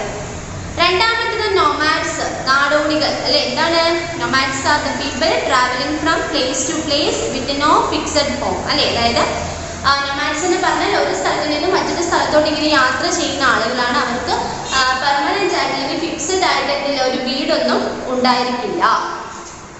Then C എന്ന് പറഞ്ഞാൽ ഡസ്റ്റ് സ്റ്റോം അല്ലെ. The hot winds or storm carrying lots of sand or cloud of dust. അതായത് വളരെ ചൂടുള്ള കാറ്റ് എന്ത് ചെയ്യുന്നു, മണലും മണൽത്തരികളും മണ്ണും എന്ത് ചെയ്തു, അടങ്ങിയ ചൂടുള്ള കാറ്റ്. ആ കാറ്റ് വീശുന്നതിൻ്റെ കൂട്ടത്തിൽ അവിടെയുള്ള മണലും ഒക്കെ പറന്ന് പോകുന്നതാണ് ഡസ്റ്റ് സ്റ്റോം എന്ന് പറയുന്നത്. Then sand dune, a small hills or sand is referred to sand dunes. അതായത് എന്താണ് മണൽ കുന്ന് അല്ലെ, മണൽ കുറ്റ് എന്ന് പറഞ്ഞാൽ ഈ കാറ്റ് കൊണ്ടുപോകുന്ന മണൽ ഒരു സ്ഥലത്ത് നിക്ഷേപിച്ചിട്ട് അവിടെ എന്ത് ചെയ്യും, ഇങ്ങനെ കുറച്ചൊരു കുന്ന് പോലെ ചെറിയൊരു കുന്ന് പോലെ കാണപ്പെടുന്നത്, അതാണ് സാൻഡ് ഡ്യൂൺ എന്ന് പറയുന്നത്. ഓക്കെ, ഫസ്റ്റ് പറഞ്ഞത് ഡിസേർട്ട് ആണ്, an area of land with very little rainfall and vegetation. Second, nomads ആണ്. Nomads are people traveling from place to place with no fixed home. Then dust storm, the hot winds or storm carrying lots of sand or cloud of dust. Then sand dune, small hills or sand is referred to sand dunes. Okay. Then അടുത്തത് answer the following questions ആണ്. അതിനുശേഷം ഇതിന്റെ കൂട്ടത്തിൽ നിങ്ങൾക്ക് തരുന്നുണ്ട്, നിങ്ങൾ നോക്കി അങ്ങ് എഴുതിയെടുക്കുക. Then അടുത്തത് fill in the blanks with a suitable word given below. First question, Rajasthan has the largest number of dash in India. നമ്മൾ രാജസ്ഥാനിലാണ് നമ്മുടെ ഇന്ത്യയിൽ വെച്ചിട്ട് ഏറ്റവും കൂടുതൽ എന്തുള്ളത് നമ്മൾ പഠിച്ചു, നമ്മൾ റിമെമ്പർ മെത്തേഡ് പഠിച്ചു. എന്താണ് ആൻസർ എന്ന് പറഞ്ഞാൽ മൂന്നാമത്തെ ആൻസർ ആണ് sheep. Sheep, SHEEP, sheep. Okay. Second question, the world's largest desert is located in. Okay, the world's largest desert is located in. നമ്മുടെ ലോകത്തിലെ ഏറ്റവും വലിയ മരുഭൂമി ഏതാണെന്ന് പറഞ്ഞു? Sahara desert. സഹാറ മരുഭൂമിയാണെന്ന് പഠിച്ചു. അത് എവിടെയാണ് സ്ഥിതി ചെയ്യുന്നതെന്ന് പഠിച്ചു. ആൻസർ എന്ന് പറഞ്ഞാൽ ഏറ്റവും ലാസ്റ്റ് ഓപ്ഷൻ ആഫ്രിക്ക. ആഫ്രിക്ക. ഏറ്റവും വലിയ മരുഭൂമി സഹാറ മരുഭൂമിയാണ്, അത് ആഫ്രിക്കയിലാണ് സ്ഥിതി ചെയ്യുന്നത്. മൂന്നാമത്തെ question, many people live near and dash and grow crops. അല്ലേ, അതായത് ഒരുപാട് ആളുകൾ എന്തിൻ്റെ അടുത്താണ് താമസിക്കുന്നു എന്നാണ് പഠിച്ചത്? ഒയാസിസ്. രണ്ടാമത്തെ ഓപ്ഷൻസ് ഒയാസിസ്. അല്ലെ, അതായത് ചെറിയ ചെറിയ കുളങ്ങളുടെ അടുത്ത് എന്തെങ്കിലും അവർ താമസിച്ച് അവിടെ എന്തെങ്കിലും അവർ ഒരുപാട് ക്രോപ്സ്, ഒരുപാട് വിളകൾ എന്തെങ്കിലും അവർ കൃഷി ചെയ്ത് എടുക്കുന്നു എന്ന് പഠിച്ചു. Answer oasis, OASIS. Fourth one, the people of Rajasthan love to wear dash clothes. അല്ലെ, രാജസ്ഥാനിലുള്ള ആളുകൾ അവർക്ക് കൂടുതൽ ഇഷ്ടപ്പെട്ട കോസ്റ്റ്യൂംസ് എന്ന് പറഞ്ഞാൽ എങ്ങനെയുള്ളതാണെന്ന് പഠിച്ചു. എന്താണ്, വളരെ കളർഫുൾ അല്ലെ, വളരെ നിറങ്ങളോട് കൂടിയ അല്ലെ. അപ്പൊ ആൻസർ എന്താണ്? കളർഫുൾ. ഒന്നാമത്തെ option colourful clothes. Then last, dash is called the pink city. ഏതാണ്? ജയ്പൂർ. അല്ലെ, Jaipur is also known as a pink city എന്ന് പഠിച്ചു. ഓക്കെ, അപ്പോൾ ഒന്നുകൂടെ റിപ്പീറ്റ് ചെയ്യാം. First question, Rajasthan has the largest number of sheep in desert. രണ്ടാമത്തേത്, the world's largest desert is located in Africa. Then third question, many people live near an oasis and grow crops. Fourth question, the people of Rajasthan love to wear colorful clothes. Then fifth question, Jaipur is called the pink city. Then at the right, true or false ആണ് കേട്ടോ. First, relative humidity is very high in desert. നമ്മൾ പഠിച്ചു relative humidity അല്ലേ is extremely law, വളരെ കുറവാണെന്ന് പഠിച്ചു. ഇവിടെ പറയുന്നത് വെരി ഹൈ, വളരെ കൂടുതലാണെന്നാണ്. ശരിയാണോ തെറ്റാണോ? തെറ്റാണ്. നമ്മൾ പഠിച്ചത് relative humidity is very low എന്നാണ് പറഞ്ഞത്. മരുഭൂമിയിൽ വളരെ കുറവാണെന്നാണ് പഠിച്ചത്. ഇവിടെ പറഞ്ഞിരിക്കുന്നത് കൂടുതലായിരിക്കും എന്നാണ്. അപ്പൊ തെറ്റല്ലേ? തെറ്റാണ്. So answer false. False. Second question, sand dunes are small hills or stones. അതായത് മണൽ കുന്നുകൾ അല്ലേ, അതെന്ന് പറഞ്ഞാൽ എന്താണ്? Small hills or stones. Stones എന്ന് പറഞ്ഞാൽ കല്ല് കൊണ്ടുണ്ടാക്കിയതാണ്. സാൻഡ് ഡ്യൂൺസ്, ഈ മണൽ കുന്നുകൾ എന്ന് പറഞ്ഞാൽ കല്ലാണെന്നാണ്. കല്ലുകൾ കൊണ്ടാണോ ഒരു ചെറിയ കുന്ന് പോലെ? അല്ലല്ലേ. കാറ്റ് വീശുന്നതിനോടൊപ്പം അവിടെയുള്ള മണ്ണാണെങ്കിൽ ഇത് വേറെ സ്ഥലത്ത് വന്നിട്ട് ചെറിയ കുന്നുകൾ പോലെ കാണുന്നത്, കല്ലല്ലേ. ഇവിടെ പറഞ്ഞിരിക്കുന്നത് തെറ്റല്ലേ? തെറ്റാണ്. So answer false. False. Third question, the main occupation of the people in the desert area rearing sheep and goat. അല്ലേ, അതായത് അവിടെയുള്ള ആളുകളുടെ പ്രധാനപ്പെട്ട ഒരു വരുമാന മാർഗം എന്ന് പറഞ്ഞാൽ ഇതുപോലെ കന്നുകാലികളെ വളർത്തുക എന്നുള്ളതാണെന്ന് പഠിച്ചു. ശരിയല്ലേ? ശരിയാണ്. So answer true. True. Fourth question, it is easy to build road and railway lines in the desert. വളരെ എളുപ്പമാണെന്നാണ് നമ്മൾ കുറച്ചു മുമ്പേ പഠിച്ചു. മരുഭൂമി അതിനെ കയറി ഇറങ്ങി ഒക്കെ കിടക്കുന്നതുകൊണ്ട് അവിടെ റോഡും റെയിൽവേയും ഒക്കെ നിർമ്മിക്കാൻ ഭയങ്കര പാടാണെന്ന് നമ്മൾ പഠിച്ചു. ഇവിടെ പറയുന്നത് ഇറ്റ് ഈസ് വെരി ഈസി എന്നാണ്, വളരെ എളുപ്പമെന്നാണ്. ശരിയാണോ? അല്ല, തെറ്റാണ്. Answer false. Then fifth question, Udaipur is the capital city of Rajasthan. ആണോ? രാജസ്ഥാന്റെ ക്യാപിറ്റൽ സിറ്റി ഉദയ്പൂർ ആണോ? അല്ല, ജയ്പൂർ ആണല്ലേ. ഇവിടെ പറഞ്ഞിരിക്കുന്നത് തെറ്റാണത്. ആൻസർ അതും തെറ്റ്. ഫാൾസ്. ഓക്കെ, അടുത്തത് മാച്ച് ദി ഫോളോയിങ് ക്വസ്റ്റ്യൻസ് ആണ് കേട്ടോ. ഒന്നാമത്തേത് ജയ്പൂർ. ജയ്പൂർ എന്ന് പറയുന്നത് ആ ബി സൈഡിലുള്ളത് ഏതാണ് കറക്റ്റ് ഒന്ന് നോക്കി ഒന്ന് പറഞ്ഞു എല്ലാവരും. ജയ്പൂർ എന്ന് പറഞ്ഞാൽ എന്താണ്? Jaipur is also known as pink city. അപ്പൊ ഇവിടെ ആൻസർ നാലാമത്തെ option, fourth option, pink city. Then രണ്ടാമത്തേത് സാൻഡ് ഡ്യൂൺസ്. സാൻഡ് ഡ്യൂൺസ് എന്ന് പറഞ്ഞാൽ എന്താണെന്ന് നോക്കി അവിടെ. ദാണ്ട കിടക്കുന്ന ഏറ്റവും last option small hills of sand അല്ലേ. സ്മോൾ ഹിൽസ് ഓഫ് സാൻഡ്, അതായത് ചെറിയ മണൽ കൊണ്ടുള്ള ഒരു കുന്ന് പോലെയുള്ളതാണ് എന്ത് സാൻഡ് ഡ്യൂൺസ് എന്ന് പറയുന്നത്. ഏറ്റവും ലാസ്റ്റ് അഞ്ചാമത്തെ option small hills of sand. മൂന്നാമത്തേത് താർ മരുഭൂമി അല്ലെ എന്ന് പറഞ്ഞാൽ എന്താണ്. താറിന്റെ ആൻസർ എന്താണ്? അതൊരു മരുഭൂമിയാണ് അല്ലേ. താർ ഡിസേർട്ട്. അപ്പൊ അവിടെ ആൻസർ നമ്മുടെ ഓപ്ഷൻ താറിന്റെ ആൻസർ ഡിസേർട്ട്. നാല് നോമാഡ്സ്. നോമാഡ്സ് എന്ന് പറഞ്ഞാൽ നാടോടികൾ അല്ലെ. എവിടെയുള്ള ആളുകളാണെന്ന് പറഞ്ഞു? പീപ്പിൾ ഓഫ് ഡിസേർട്ട് അല്ലെ. അതായത് മരുഭൂമിയിലെ ആളുകൾ സ്ഥിരമായിട്ട് ഒരു സ്ഥലത്ത് താമസിക്കത്തില്ല. അവർ കൂട്ടമായിട്ട് ഇങ്ങനെ ഒരു സ്ഥലത്ത് നിന്ന് മറ്റൊരു സ്ഥലത്തോട്ട് എന്താണ് സഞ്ചരിക്കുന്നത്. അപ്പൊ അതിനെ പറയുന്നതാണ് നോമാഡ്സിന്റെ ആൻസർ പീപ്പിൾ ഓഫ് ഡിസേർട്ട്. അഞ്ചാമത്തത് ഇന്ദിരാഗാന്ധി കനാൽ അല്ലെ. ഇന്ദിരാഗാന്ധി കനാലിലോട്ടുള്ള വെള്ളം ഏത് നദിയിൽ നിന്ന് വരുന്നതെന്നാണ് പഠിച്ചത്? സത്ലജ് നദിയിൽ നിന്ന് അല്ലെ. അപ്പൊ ആൻസർ അവിടെ ഉണ്ട്. മൂന്നാമത്തെ ഓപ്ഷൻ ആണ് Sutlej river. Sutlej river. Okay, അപ്പൊ ഒന്നുകൂടെ പറയാം. ജയ്പൂരിന്റെ ആൻസർ പിങ്ക് സിറ്റി ആണ്. സെക്കൻഡ് സാൻഡ് ഡ്യൂൺസിന്റെ answer last option small hills of sand. Then Thar answer first option desert. Then nomadsന്റെ answer second option people of desert. Then fifth Indira Gandhi കനാലാണ്. അതിന്റെ ആൻസർ മൂന്നാമത്തെ option Sutlej river. Okay, last ഇനി പറയുന്നത് multiple choice questions ആണ്. First question, the great Indian desert is about dash kilometers long. നമ്മൾ first പഠിച്ചു, underline ചെയ്യാനൊക്കെ പറഞ്ഞു. താർ മരുഭൂമി ഏകദേശം എത്ര നീളം ഉണ്ടായിരിക്കും എന്ന് പറഞ്ഞു? Second option 800 kilometres. 800 കിലോമീറ്ററോളം നീളം ആണ് എന്ത് ഗ്രേറ്റ് ഇന്ത്യൻ ഡിസേർട്ട് അല്ലെങ്കിൽ താർ മരുഭൂമിയുടെ നീളം. Answer second option 800 kilometres. Then second question, the women of Rajasthan wear dash അല്ലേ. രാജസ്ഥാനിലുള്ള സ്ത്രീകൾ മിക്കവാറും ഉപയോഗിക്കുക അല്ലെങ്കിൽ ഇവരുടെ ഒരു കോസ്റ്റ്യൂം ഏതാണ്? ഈ പറഞ്ഞിരിക്കുന്ന സാരിയാണോ ഗാഗ്രയാണോ സൽവാർ കമീസ് ആണ്? ഏതാണ്? Second option Ghaghra. Second option. Then third, Jaipur is called the dash city. എത്രയോ വട്ടം റിപ്പീറ്റ് ചെയ്തു അല്ലേ. എന്താണ് ഓപ്ഷൻ നോക്കാതെ പറയാം. Jaipur is also known as pink city. Second option pink city. The last, the biggest wool center in our country is dash. അത് നിങ്ങൾ just ഒരു പേപ്പർ ഇങ്ങോട്ട് മറിച്ച് പേജ് നമ്പർ 306 ഏറ്റവും താഴെയുണ്ട് റിമെമ്പർ കണ്ടോ. Bikaner is the biggest wool centre in our country അല്ലെ. നമ്മളുടെ അതിലെ ഏറ്റവും വലിയ വൂൾ സെന്റർ. വൂൾ എന്ന് പറഞ്ഞാൽ എന്താണ്? കമ്പിളി അല്ലെ. വൂൾ സെന്റർ ആണ് എന്തെന്ന് പറയുന്നത്? ബിക്കാനർ എന്ന് പറയുന്നത്. Bikaner is the biggest wool centre in our country. അപ്പോ ആൻസർ അവിടെ നിങ്ങൾ നോക്കിയേ. നമ്മുടെ ക്വസ്റ്റ്യൻ എടുത്തേ. നാലാമത്തെ question, the biggest wool centre in our country is second option Bikaner. കണ്ടോ?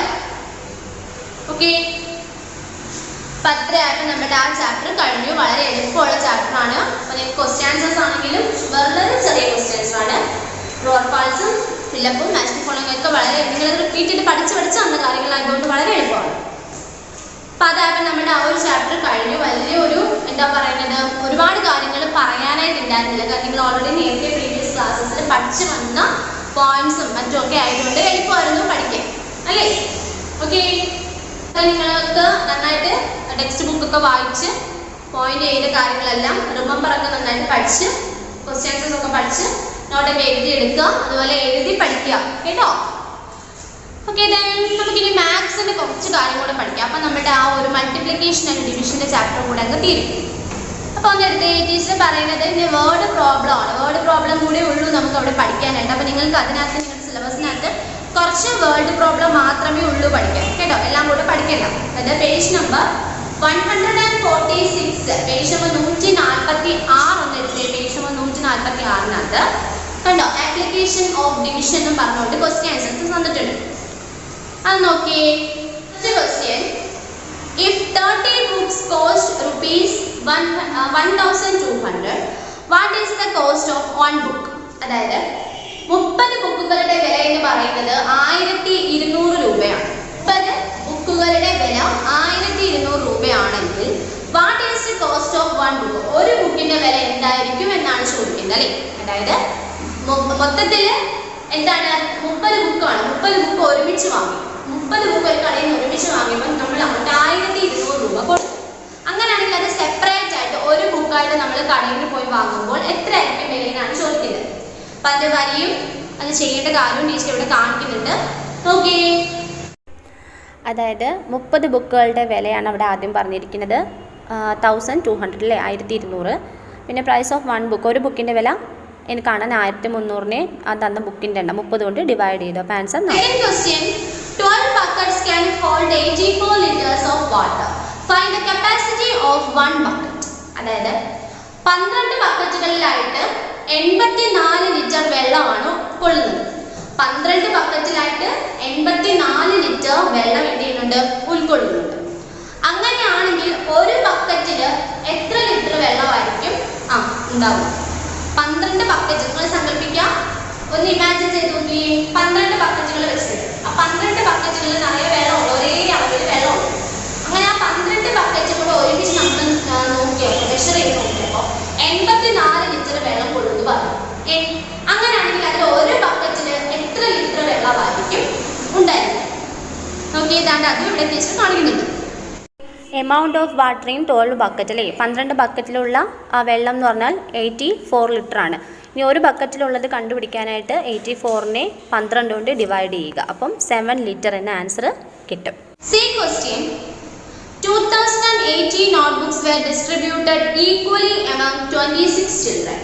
How many notebooks did each child get? അതായത് 26 കുട്ടികൾക്ക് തുല്യമായിട്ട് അല്ലെ, എത്ര നമുക്കറിയത്തില്ല. 26 കുട്ടികൾക്ക് ഈ ഒരു ക്ലാസ്സിൽ 26 കുഞ്ഞുങ്ങൾ, 24 കുട്ടികൾ ഇരിക്കുന്നു. ആ എല്ലാ കുട്ടികൾക്കും 26 കുട്ടികൾക്കും ഒരുപോലെ ടീച്ചർ ബുക്ക് കൊടുത്തു. അങ്ങനെ മൊത്തത്തിൽ ആ ബുക്ക് 2080 ബുക്കുകളാണ് കൊടുത്തത്. അങ്ങനെയാണെങ്കിൽ അതിന് ആ ഫ്രണ്ട് വെച്ചിരിക്കുന്ന ആ ഒരൊറ്റ കുട്ടിക്ക് എത്ര ബുക്ക് കിട്ടിയിട്ടുണ്ടാവും? ആ ക്ലാസ്സിൽ 26 കുട്ടികളുണ്ട്. 26 കുട്ടികൾക്കും കൂടെ മൊത്തത്തിൽ കൊടുത്ത ബുക്കിന്റെ എണ്ണം 2080 ആണ്. അങ്ങനെയാണെങ്കിൽ അതിൽ ഒരു കുട്ടിക്ക് കിട്ടിയ ബുക്കിന്റെ എണ്ണം എത്ര ആയിരിക്കും എന്നാണ് ചോദിച്ചിരിക്കുന്നത്. ഓക്കെ, മനസ്സിലായോ? ഒരു ക്ലാസ്സിൽ 26 കുട്ടികളുണ്ട്. ആ കുട്ടികൾക്ക് എല്ലാവർക്കും ബുക്ക് കൊടുത്തു, ഒരേപോലെ ബുക്ക് കൊടുത്തു. മൊത്തം 2080 ബുക്കുകൾ കൊടുക്കേണ്ടി വന്നു. അങ്ങനെയാണെങ്കിൽ ആ ക്ലാസ്സിലെ ഒരു കുട്ടിക്ക് മാത്രം കിട്ടിയ ബുക്കിന്റെ എണ്ണമാണ് ചോദിക്കുന്നത്. നോക്കിയേ. First number of book given equally to 26. 26 കുട്ടികൾക്ക് ഈക്വലായിട്ട് കൊടുത്തു. ഇനി 2080 നോട്ട്ബുക്കുകൾ വെച്ചിട്ട് ഓരോ കുട്ടിക്കും കിട്ടിയത് ചോദിക്കാൻ ആ 2018നെ 26 കൊണ്ട് ഡിവൈഡ് ചെയ്യുക. സോ 80. അടുത്തത് D question. 896 packets of colored sheets were packed equally in 32 boxes. How many such packets were packed in each boxes? അതായത് 896 പാക്കറ്റുകളിലായിട്ട് 32, അതായത് 896 പാക്കറ്റ്സ് ഓഫ് കളേർഡ് ഷീറ്റ് എത്ര?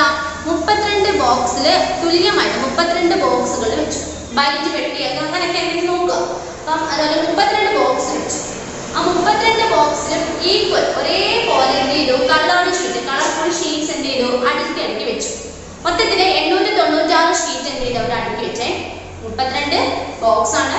എല്ലാ ബോക്സിലും ഷീറ്റ് വെച്ച് അങ്ങനെ മൊത്തത്തിൽ അത് എണ്ണ നോക്കി 32 ബോക്സിലായിട്ട് 896 എന്താണ് കളർഫുൾ ഷീറ്റ് വന്നു. അങ്ങനെയാണെങ്കിൽ ഒരു ബോക്സിൽ ഉള്ള ഷീറ്റിന്റെ എണ്ണമാണ് ചോദിക്കുന്നത്. മൊത്തം 32 ബോക്സ് അവിടെ ഉണ്ട്. ആ 32 ബോക്സിലും ഷീറ്റ് അവർ എന്തെങ്കിലും അറേഞ്ച് ചെയ്ത് വെച്ചു. അങ്ങനെ ടോട്ടൽ ആ 32 ബോക്സിലെ ഷീറ്റും കൂടെ നോക്കിയപ്പോൾ 896 ഷീറ്റാണ് കണ്ടുപിടിച്ചത്. അങ്ങനെയാണെങ്കിൽ ഒരു ബോക്സ് ഒറ്റ ബോക്സിലായിട്ടുള്ള ഷീറ്റിന്റെ എണ്ണം എത്ര ആയിരിക്കും എന്നാണ് ചോദിക്കുന്നത്. ഓക്കെ, നോക്കിയേ.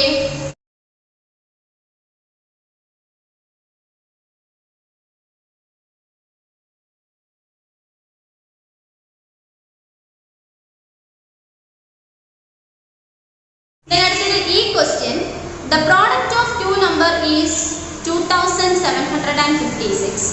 If one of them is 52, then find the അതായത് the product of two number, രണ്ട് നമ്പേഴ്സിന്റെ പ്രോഡക്റ്റ് എന്ന് പറയുന്നത് 2856. ഏതോ രണ്ട് നമ്പർ നമുക്ക് ആ കൂടെ നമ്മുടെ 2 × 1 എന്ന് പറഞ്ഞാൽ നമുക്കറിയാം 2 ആണ്. 4 × 2 എന്ന് പറഞ്ഞാൽ നമുക്കറിയാം 8 ആണ്. 9 ×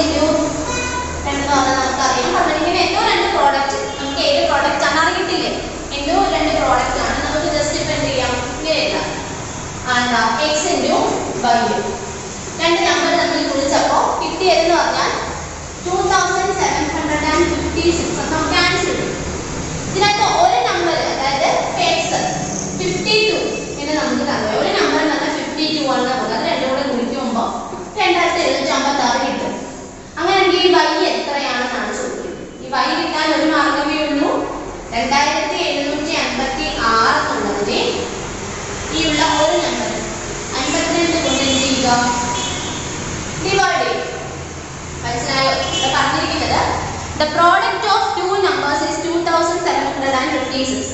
ഏതോ രണ്ട് നമ്പർ തമ്മിൽ ഗുണിച്ചപ്പോൾ ആൻസർ 2756 എന്നാണ് കിട്ടിയത്.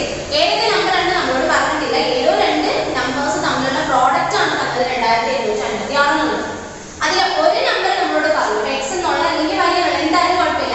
ഒരു നമ്പർ നമ്മളോട് 52 തന്നു. ആദ്യം നമുക്ക് തന്ന ഒരു നമ്പർ അല്ലേ 52 ആണ്. അതേ ഇൻറ്റു നമുക്ക് അറിയാൻ വയ്യാത്തൊരു നമ്പർ നമ്മൾ വലിയ ഫിഗർ ചെയ്യുന്നതേ ഉള്ളൂ. ഈക്വൽ ടു നമ്മുടെ ആൻസർ 2756. ഇനി നമുക്ക് ആ കണ്ടുപിടിക്കാൻ ഒരു നമ്പർ കൂടി നമുക്ക് വേണം. അതിന് വേണ്ടിയിട്ട് 2756നെ ഇവിടെ തന്ന ഒരു നമ്പർ 52 കൊണ്ട് ഡിവൈഡ് ചെയ്യും. ഓക്കെ, ഡിവൈഡ് ചെയ്യുമ്പോൾ നമുക്ക് അതിന്റെ ആൻസർ കിട്ടും. അപ്പൊ ടീച്ചറിന്റെ സ്റ്റെപ്പ് നിങ്ങൾക്ക് കാണിക്കുമ്പോൾ നിങ്ങൾ അതുപോലെ എഴുതിയെടുക്കുക. പിന്നെ നിങ്ങൾക്ക് മനസ്സിലാക്കാൻ വേണ്ടിയിട്ടാണ് ടീച്ചർ തന്നത്. ടീച്ചർ കാണിക്കുന്നുണ്ടല്ലോ, അത് നിങ്ങൾ ആദ്യം മുകളിലേക്ക് താഴോട്ട് ഈ ഒരു സ്റ്റെപ്പ് കൂടെ എന്ത് ചെയ്യുക, ഇൻക്ലൂഡ് ചെയ്യുക കേട്ടോ. അതായത് ടീച്ചറുടെ കാണിക്കുന്ന ആ സ്റ്റെപ്പ് ആദ്യം എഴുതിയെടുത്തിട്ട് താഴെ ഇതുപോലെ ഇങ്ങനെ എഴുതുക. ഇത് എക്സും വൈയും തന്നിരിക്കുന്ന കൺഫ്യൂഷൻ വേണ്ട. രണ്ട് നമ്പർ തന്നിട്ടുണ്ട്. ആ രണ്ട് നമ്പറിൽ നമുക്ക് അറിഞ്ഞൂടാത്തോട്ട് ജസ്റ്റ് അങ്ങനെ ഇട്ടതേ ഉള്ളൂ കേട്ടോ. നോക്കിക്കേ, രണ്ട് നമ്പേഴ്സിൻ്റെ കാര്യമാണ് ആദ്യം പറഞ്ഞത്. 2 നമ്പേഴ്സ് പ്രോഡക്ട്സ് എന്ന് പറഞ്ഞാൽ 2756 ആണ്. 1 നമ്പർ എന്ന് പറഞ്ഞാൽ നമുക്ക് തന്നിട്ടുണ്ട് 52. അപ്പോൾ കണ്ടുപിടിക്കാനായിട്ട് 2756നെ 52 കൊണ്ട് ഡിവൈഡ് ചെയ്തു. അടുത്ത എഫ് നിങ്ങൾക്ക് പഠിക്കണല്ലോ. നിങ്ങൾ ഈ പറയുന്ന 5 എണ്ണം മാത്രം ഇവിടെ ഡിവൈഡിങ് സെക്ഷനകത്ത് ഈ 5 വേർഡ് പ്രോബ്ലം മാത്രം പഠിച്ചാൽ മതി. Okay okay. അപ്പോൾ പഠിപ്പിച്ച കാര്യങ്ങൾ മാത്സ് ചെയ്യിപ്പിച്ച് ഇതെല്ലാം നന്നായിട്ട് ചെയ്ത് നോക്കുക. എന്തെങ്കിലും ഡൗട്ട് ഉണ്ടെങ്കിൽ ചോദിക്കും. അപ്പോൾ ഇത്രയേ ഉള്ളൂ നമ്മുടെ ഈ ഒരു ചാപ്റ്റർ കേട്ടോ. ഇത്രയും ചാപ്റ്റർ ഈ ഒരു ചാപ്റ്റർ ടീച്ചർ പഠിപ്പിച്ച കാര്യത്തിൽ മാത്രം എക്സാമിന് വേണ്ടി പഠിക്കും. ഇനി നമുക്ക് അടുത്ത ക്ലാസ്സിൽ നമ്മുടെ 4ാമത്തെ ചാപ്റ്റർ സ്റ്റാർട്ട് ചെയ്യാം. Okay okay, then thank you.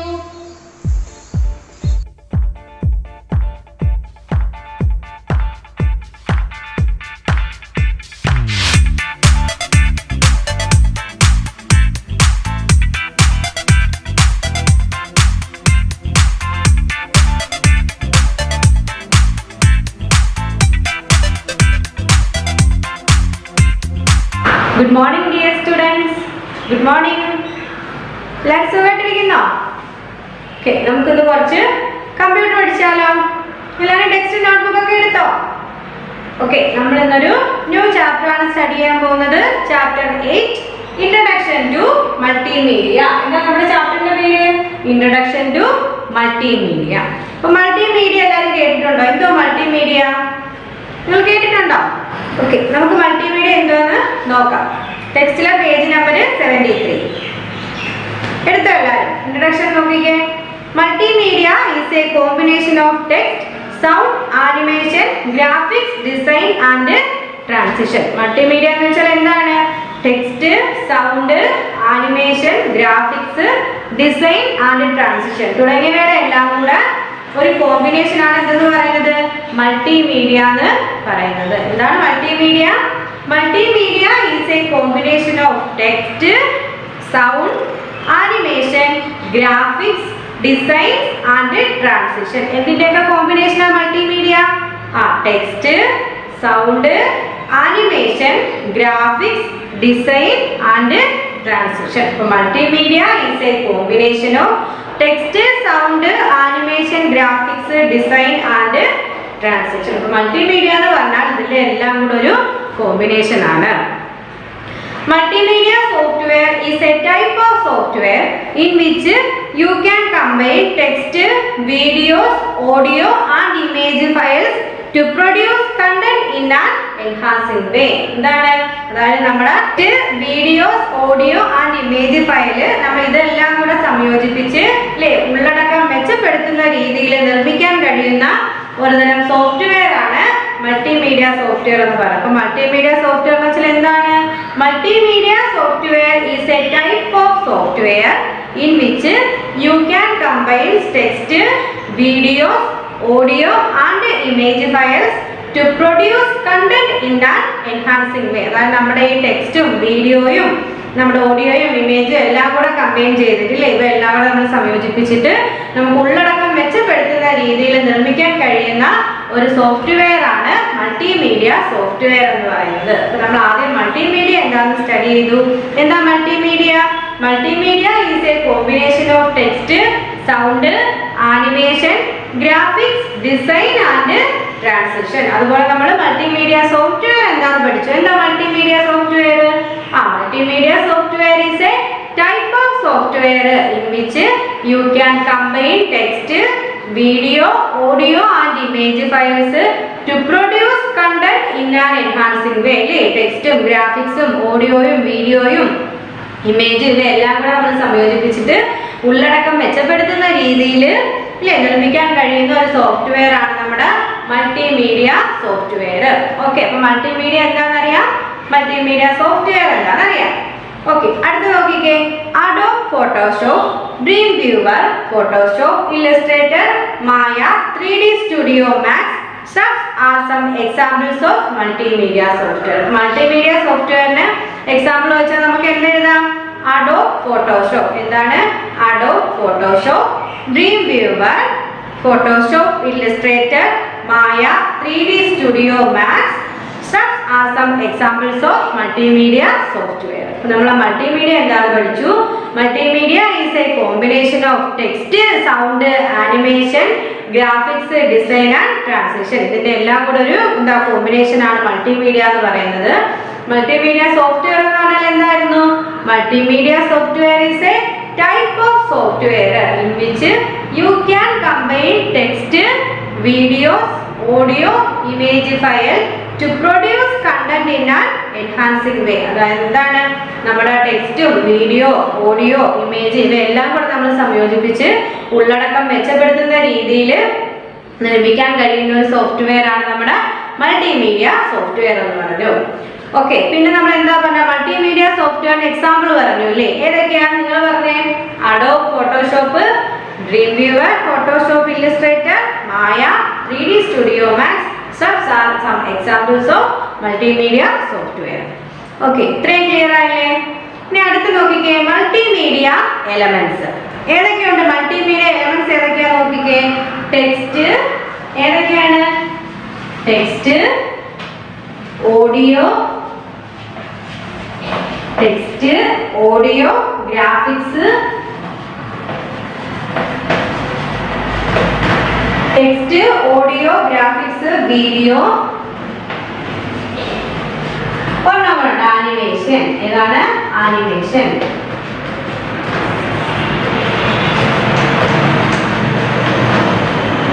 Animation are the 5 major multimedia elements. നമുക്ക് 5 പ്രധാനപ്പെട്ട മൾട്ടിമീഡിയ എലമെന്റ്സ് ഉണ്ട്. അത് ഏതൊക്കെയാണെന്ന് വെച്ചാൽ നമ്മൾ എന്ത് എഴുതും? Text, audio, graphics, video, animation. ഈ 5 എണ്ണമാണ് എന്തെന്ന് പറയുന്നത്? പ്രധാനപ്പെട്ട മൾട്ടിമീഡിയ എലമെന്റ്സ് എന്ന് പറയുന്നത്. Text, audio, graphics, video and animation are the 5 major multimedia elements. അപ്പോൾ 5 major multimedia elements എന്താന്ന് വെച്ചാൽ നമ്മൾ എന്തൊക്കെ എഴുതും? Text, audio, graphics, video and animation. അപ്പോൾ എന്താണ് മൾട്ടിമീഡിയ എന്ന് പഠിച്ചു. മൾട്ടിമീഡിയ സോഫ്റ്റ്വെയർ എന്താണെന്ന് നോക്കി. പിന്നെ എന്താണ് മൾട്ടിമീഡിയ സോഫ്റ്റ്വെയറിന്റെ എക്സാമ്പിൾ നമ്മൾ പഠിച്ചു. ഇപ്പോൾ നമ്മൾ നോക്കി എന്താണ് multimedia elements. there are 5 major multimedia elements. ഏതൊക്കെയാണ്? Text, audio, graphics, video, animation. Okay, clear ആയോ? നെക്സ്റ്റ് നമ്മൾ നോക്കുന്നത് യൂസസ് ഓഫ് മൾട്ടിമീഡിയ. മൾട്ടിമീഡിയയുടെ ഉപയോഗങ്ങൾ എന്തൊക്കെയാണ്? നമുക്കൊരു 6 യൂസസ് സ്റ്റഡി ചെയ്യാനുണ്ട്. First, multimedia is mostly used in entertainment industry to develop special effects in movies and animation. അപ്പോൾ നമ്മൾ മൾട്ടിമീഡിയ മെയിൻ ആയിട്ട് യൂസ് ചെയ്യുന്നത് എവിടെയാണ്? എന്റർടൈൻമെന്റ് വിനോദ വ്യവസായം എന്റർടൈൻമെന്റ് ഇൻഡസ്ട്രിയിലാണ് മെയിനായിട്ട് നമ്മുടെ മൾട്ടിമീഡിയ യൂസ് ചെയ്യുന്നത്. To develop special effect in movies and animations. മൂവീസിലൊക്കെ അല്ലേ സ്പെഷ്യൽ എഫക്റ്റ് കൊണ്ടുവരാനൊക്കെ വേണ്ടിയിട്ട് നമ്മൾ എന്തുപയോഗിക്കുന്നു? മൾട്ടിമീഡിയ എന്റർടൈൻമെന്റ് ഇൻഡസ്ട്രിയിൽ യൂസ് ചെയ്യുന്നുണ്ട്. അപ്പോൾ നമ്മുടെ യൂസസ് ഓഫ് മൾട്ടിമീഡിയ എവിടാണ്? ഇൻ എന്റർടൈൻമെന്റ് ഇൻഡസ്ട്രിയിൽ നമ്മുടെ മൾട്ടിമീഡിയയുടെ യൂസ് വെച്ചാൽ നമ്മൾ എന്ത് എഴുതും? Multimedia is mostly used in entertainment industry. എന്തിനു വേണ്ടിയിട്ട്? To develop special effect in movies and animations. അപ്പൊ നമുക്കറിയാം അങ്ങനെയുള്ള കുറെ മൂവീസ് നമുക്കറിയാം അല്ലേ, സ്പെഷ്യൽ എഫക്റ്റ് ഒക്കെ ഉള്ള മൾട്ടിമീഡിയയുടെ സഹായത്തോടു കൂടിയുള്ള കുറെ മൂവീസ് നമുക്കറിയാം. എക്സാമ്പിൾ അവതാർ എന്നൊക്കെ നിങ്ങൾ സിനിമ കേട്ടിട്ടുണ്ട്, അവതാർ.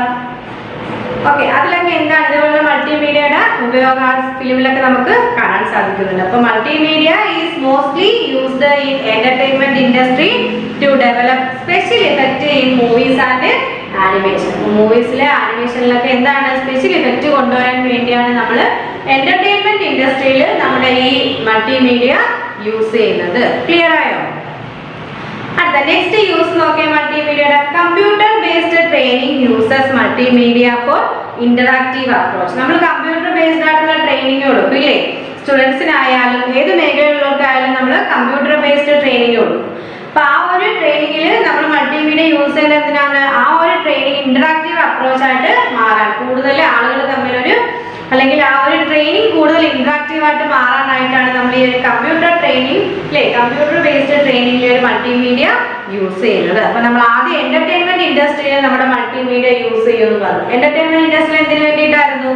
Multimedia is mostly used in entertainment industry to develop special effect in movies and animation. അതുപോലെ നമ്മൾ രണ്ടാമത് പറയുന്നു കമ്പ്യൂട്ടർ ബേസ്ഡ് ട്രെയിനിങ്ങിനകത്ത് നമ്മൾ മൾട്ടിമീഡിയ യൂസ് ചെയ്യും. അതെന്തിനു വേണ്ടിയിട്ടാണ്? Used for interactive approach. ആ ട്രെയിനിങ് കൂടുതൽ ഇന്ററാക്റ്റീവ് ആക്കാൻ വേണ്ടിയിട്ടാണ് നമ്മൾ ഇവിടെ, അതായത് കമ്പ്യൂട്ടർ ബേസ്ഡ് ട്രെയിനിങ്ങിൽ നമ്മൾ മൾട്ടിമീഡിയ യൂസ് ചെയ്യുന്നത്. അപ്പൊ നമ്മൾ മൾട്ടിമീഡിയയുടെ രണ്ടാമത്തെ യൂസ് നമ്മൾ പഠിച്ചു. തേർഡ് വൺ നോക്കേ, it plays a vital role in education sector. വിദ്യാഭ്യാസ മേഖലയിലും എന്താണ് ഈ മൾട്ടിമീഡിയ ഒരു പ്രധാന പങ്ക് വഹിക്കുന്നുണ്ട്.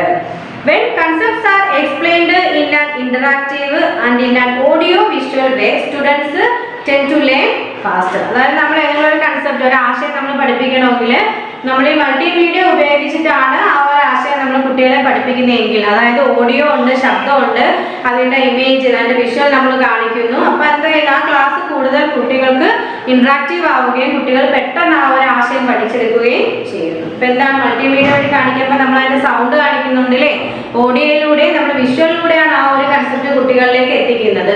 അപ്പൊ കുട്ടികൾക്ക് അത് കാണുമ്പോൾ കൂടുതൽ എന്താണ് പെട്ടെന്ന് നല്ല രീതിയിൽ ആ ഒരു ആശയം മനസ്സിലാക്കാൻ സഹായിക്കും. മൾട്ടിമീഡിയ നമ്മൾ എവിടെ യൂസ് ചെയ്യുന്നു? എഡ്യൂക്കേഷൻ സെക്ടറിൽ നമ്മൾ മൾട്ടിമീഡിയ യൂസ് ചെയ്യുന്നു. എന്തിനു വേണ്ടിയിട്ടാണ്? When concepts are explained in an interactive and in audio visual way, students tend to learn faster. അപ്പോൾ ഒരു കൺസെപ്റ്റ് കൂടുതൽ ഇന്ററാക്റ്റീവ് ആയിട്ട് ഓഡിയോ രീതിയിൽ വിഷ്വൽ ആയിട്ട് കുട്ടികളെ കാണിക്കുകയാണെങ്കിൽ കുട്ടികൾക്ക് അത് പെട്ടെന്ന് തന്നെ പഠിച്ചെടുക്കാൻ സാധിക്കുന്നു. നമ്മൾ എവിടെയൊക്കെ യൂസ് ചെയ്യുന്നു? എന്റർടൈൻമെന്റ് ഇൻഡസ്ട്രിയിൽ യൂസ് ചെയ്യുന്നത് മൾട്ടിമീഡിയ, കമ്പ്യൂട്ടർ ബേസ്ഡ് ട്രെയിനിങ്ങിൽ യൂസ് ചെയ്യുന്നുണ്ട്, എഡ്യൂക്കേഷൻ സെക്ടറിൽ യൂസ് ചെയ്യുന്നു.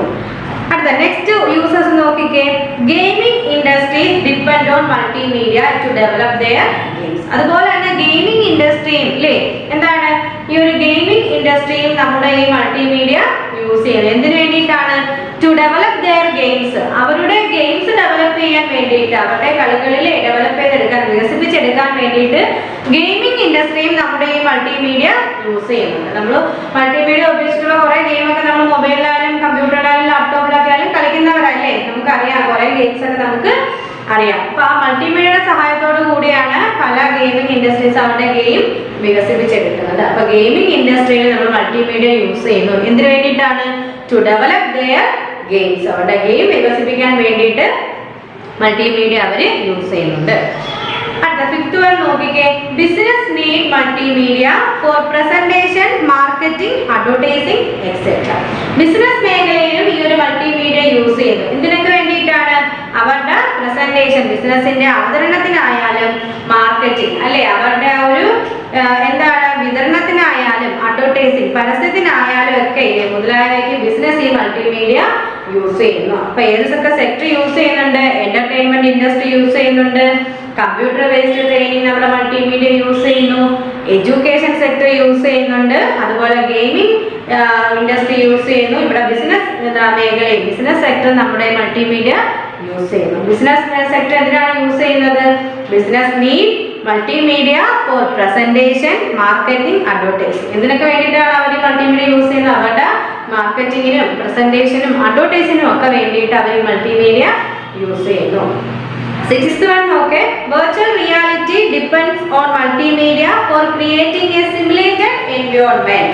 In this, users are capable of interacting in 3D environment. അപ്പോൾ നമ്മൾ വെർച്വൽ റിയാലിറ്റി എന്നൊക്കെ കേട്ടിട്ടുണ്ട്. നമ്മളെ ഫ്ലവേഴ്സ് ചാനലിലൊക്കെ മിക്കപ്പോഴും പറയുന്നത് നമ്മൾ കേട്ടിട്ടില്ലേ? വെർച്വൽ റിയാലിറ്റി ഒരു വാർത്ത വരുമ്പോൾ അവർ പറയുന്നത് വെർച്വൽ റിയാലിറ്റിയുടെ സഹായത്തോടു കൂടിയാണ് ആ വാർത്ത നിങ്ങളുടെ മുമ്പിലേക്ക് എത്തിക്കുന്നതെന്നൊക്കെ നമ്മൾ ഫ്ലവേഴ്സ് ചാനലിലൊക്കെ ഒരുപാട് കേട്ടിട്ടുണ്ട് അല്ലേ?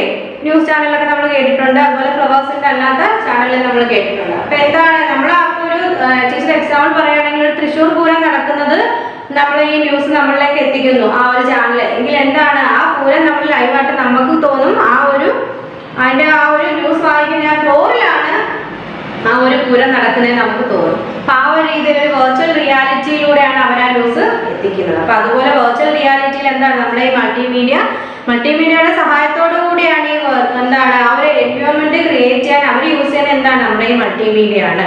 ഇപ്പൊ വെർച്വൽ റിയാലിറ്റിയും എന്തിനെ ആശ്രയിച്ചിരിക്കുന്നു? നമ്മുടെ ഈ മൾട്ടിമീഡിയയെ ആശ്രയിച്ചിരിക്കുന്നു. എന്തിനു വേണ്ടിയിട്ടാണ്? ഇപ്പോൾ ക്രിയേറ്റിംഗ് എ സിമുലേറ്റഡ് എൻവയോൺമെന്റ്, ആ ഒരു എൻവയോൺമെന്റ് ക്രിയേറ്റ് ചെയ്യാൻ ടീച്ചർ പറഞ്ഞു, തൃശ്ശൂർ പൂരം പറഞ്ഞു അല്ലേ?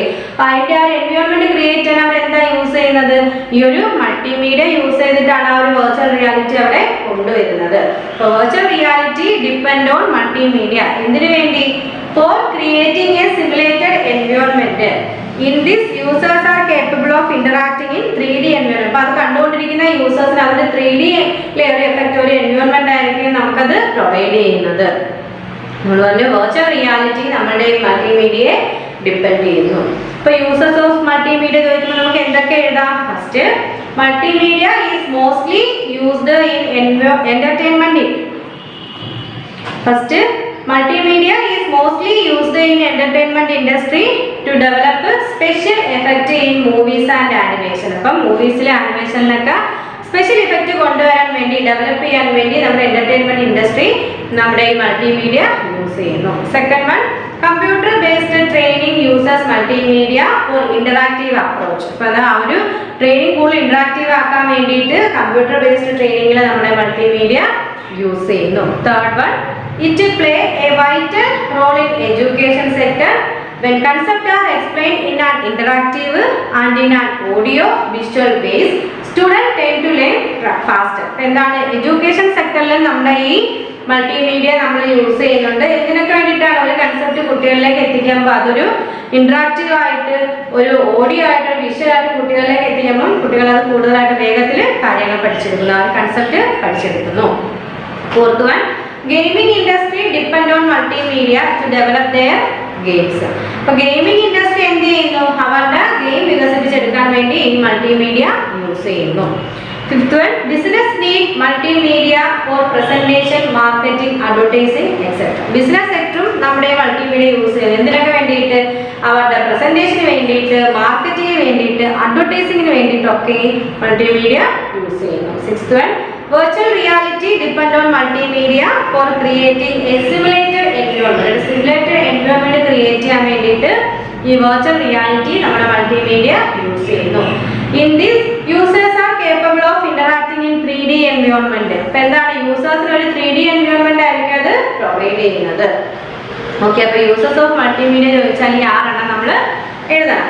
സിമ്പിൾ അല്ലേ?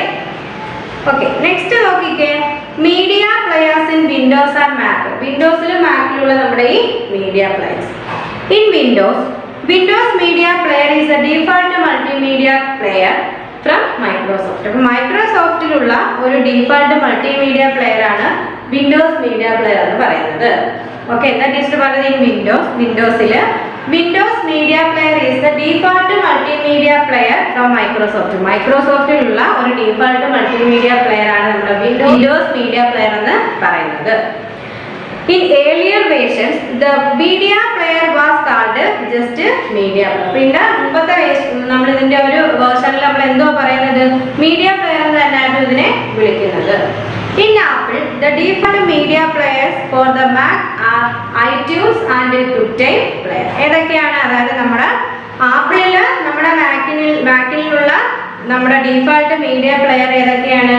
ITunes and QuickTime player. ഏതൊക്കെയാണ്? നമ്മുടെ ആപ്പിളിലെ നമ്മുടെ ഈ Mac default media player for Mac ഏതൊക്കെയാണ്? ITunes and QuickTime player. Okay, അപ്പൊ മീഡിയ പ്ലെയറിൽ വിൻഡോസ് ആൻഡ് മാക് വെച്ചാൽ in Windows media player is the default multimedia player from Microsoft. മൈക്രോസോഫ്റ്റിലുള്ള ഡീഫാൾട്ട് മൾട്ടിമീഡിയ പ്ലെയർ ആണ് നമ്മുടെ വിൻഡോസ് മീഡിയ പ്ലെയർ എന്ന് പറയുന്നത് വിൻഡോസിൽ. അതുപോലെ നമ്മളിതിന്റെ ഏർലിയർ വേർഷനിൽ നമ്മൾ ഇതിനെ എന്തെന്ന് വിളിച്ചു? മീഡിയ പ്ലെയർ എന്ന് വിളിച്ചു.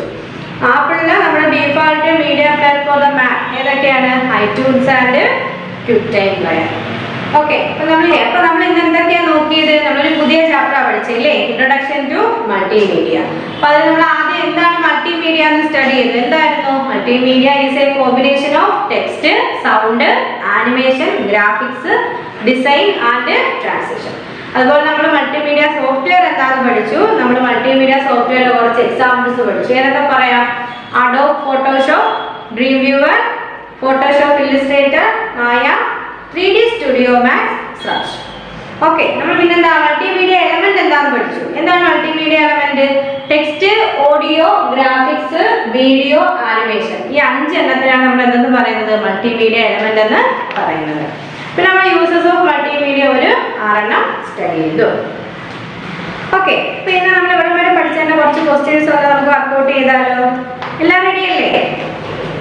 ഓക്കെ, നമ്മുടെ ടെക്സ്റ്റിലെ എക്സസൈസിലെ ഫസ്റ്റ് ക്വസ്റ്റ്യൻ എന്താന്ന് നോക്കേ.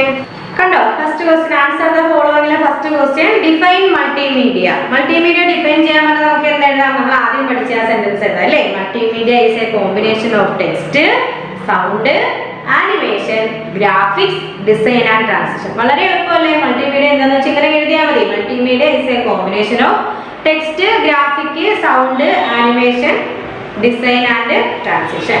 Okay, next question give any 2 examples of multimedia software. Multimedia സോഫ്റ്റ്വെയറിന് ഏതെങ്കിലും 2 എക്സാമ്പിൾ. നമ്മൾ 4 എണ്ണം പഠിച്ചു ഇല്ലേ? അതിൽ ഏതെങ്കിലും എഴുതിയാൽ മതി. നമുക്ക് എന്തൊക്കെ എഴുതാം? അഡോബ് ഫോട്ടോഷോപ്പ് എഴുതാം, ഡ്രീം വ്യൂവർ എഴുതാം, അല്ലെങ്കിൽ ബാക്കിയുള്ള നിങ്ങൾക്ക് എഴുതാം.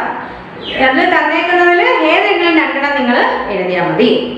State any 3 multimedia elements. നമ്മൾ 5 മൾട്ടിമീഡിയ എലമെന്റ്സ് പഠിച്ചതിൽ ഏതെങ്കിലും 3 എണ്ണം എഴുതാം. ടെക്സ്റ്റ്, ഓഡിയോ, ഗ്രാഫിക്സ്, അല്ലെങ്കിൽ ഓഡിയോ, ഗ്രാഫിക്സ്, വീഡിയോ. അത് നിങ്ങളുടെ ഇഷ്ടം. ഏതെങ്കിലും 3 എണ്ണം എഴുതണം. അപ്പൊ graphics, video and animation are 3 multimedia elements. ഏതെങ്കിലും 3 എണ്ണം എഴുതിയാൽ മതി. Why do business need multimedia? Business സെക്ടറിൽ മൾട്ടിമീഡിയ എന്തിനാണ് യൂസ് ചെയ്യുന്നത് നമ്മൾ പഠിച്ചു. എന്തിനായിരുന്നു? Business need multimedia for presentation, marketing, advertising etcetera. അപ്പൊ അവരുടെ അവതരണത്തിനും പരസ്യത്തിനും അവരുടെ വിതരണത്തിനും ഒക്കെ വേണ്ടിയിട്ടാണ് ബിസിനസ്സുകാർ മൾട്ടിമീഡിയ യൂസ് ചെയ്യുന്നത്. ഈ 4 ക്വസ്റ്റ്യൻ നമ്മൾ ഇതുവരെ നമ്മൾ പഠിച്ചതിനുള്ള 4 ക്വസ്റ്റ്യൻ ആണ് ടീച്ചർ ഇപ്പോൾ എക്സ്പ്ലെയിൻ ചെയ്തത്. ഈ ക്വസ്റ്റ്യൻ്റെ ആൻസർ വീഡിയോയുടെ ബാക്കിൽ ഉൾപ്പെടുത്തിയേക്കാം. ഓക്കെ, അപ്പോൾ ഈ നോട്ട്സ് ടീച്ചർ വീഡിയോയുടെ ബാക്കിൽ ഉൾപ്പെടുത്തിയേക്കും. എല്ലാവരും നോട്ട്സ് എഴുതിയെടുക്കണം, പഠിക്കണം. ടീച്ചർ ഞാൻ നോട്ട്സ് അയച്ചു തരാൻ വേണം കേട്ടോ. നിങ്ങൾ സ്റ്റഡി ചെയ്യുന്ന വോയിസ് മെസ്സേജും ഈ എഴുതുന്ന നോട്ട്സും ടീച്ചറിന് അയച്ചു തരണം. ഓക്കെ, എന്തെങ്കിലും ഡൗട്ട് ഉണ്ടോ? ഇല്ലെങ്കിൽ നമുക്ക് ക്ലാസ് കഴിഞ്ഞപ്പോൾ ചെയ്യാം. Thank you.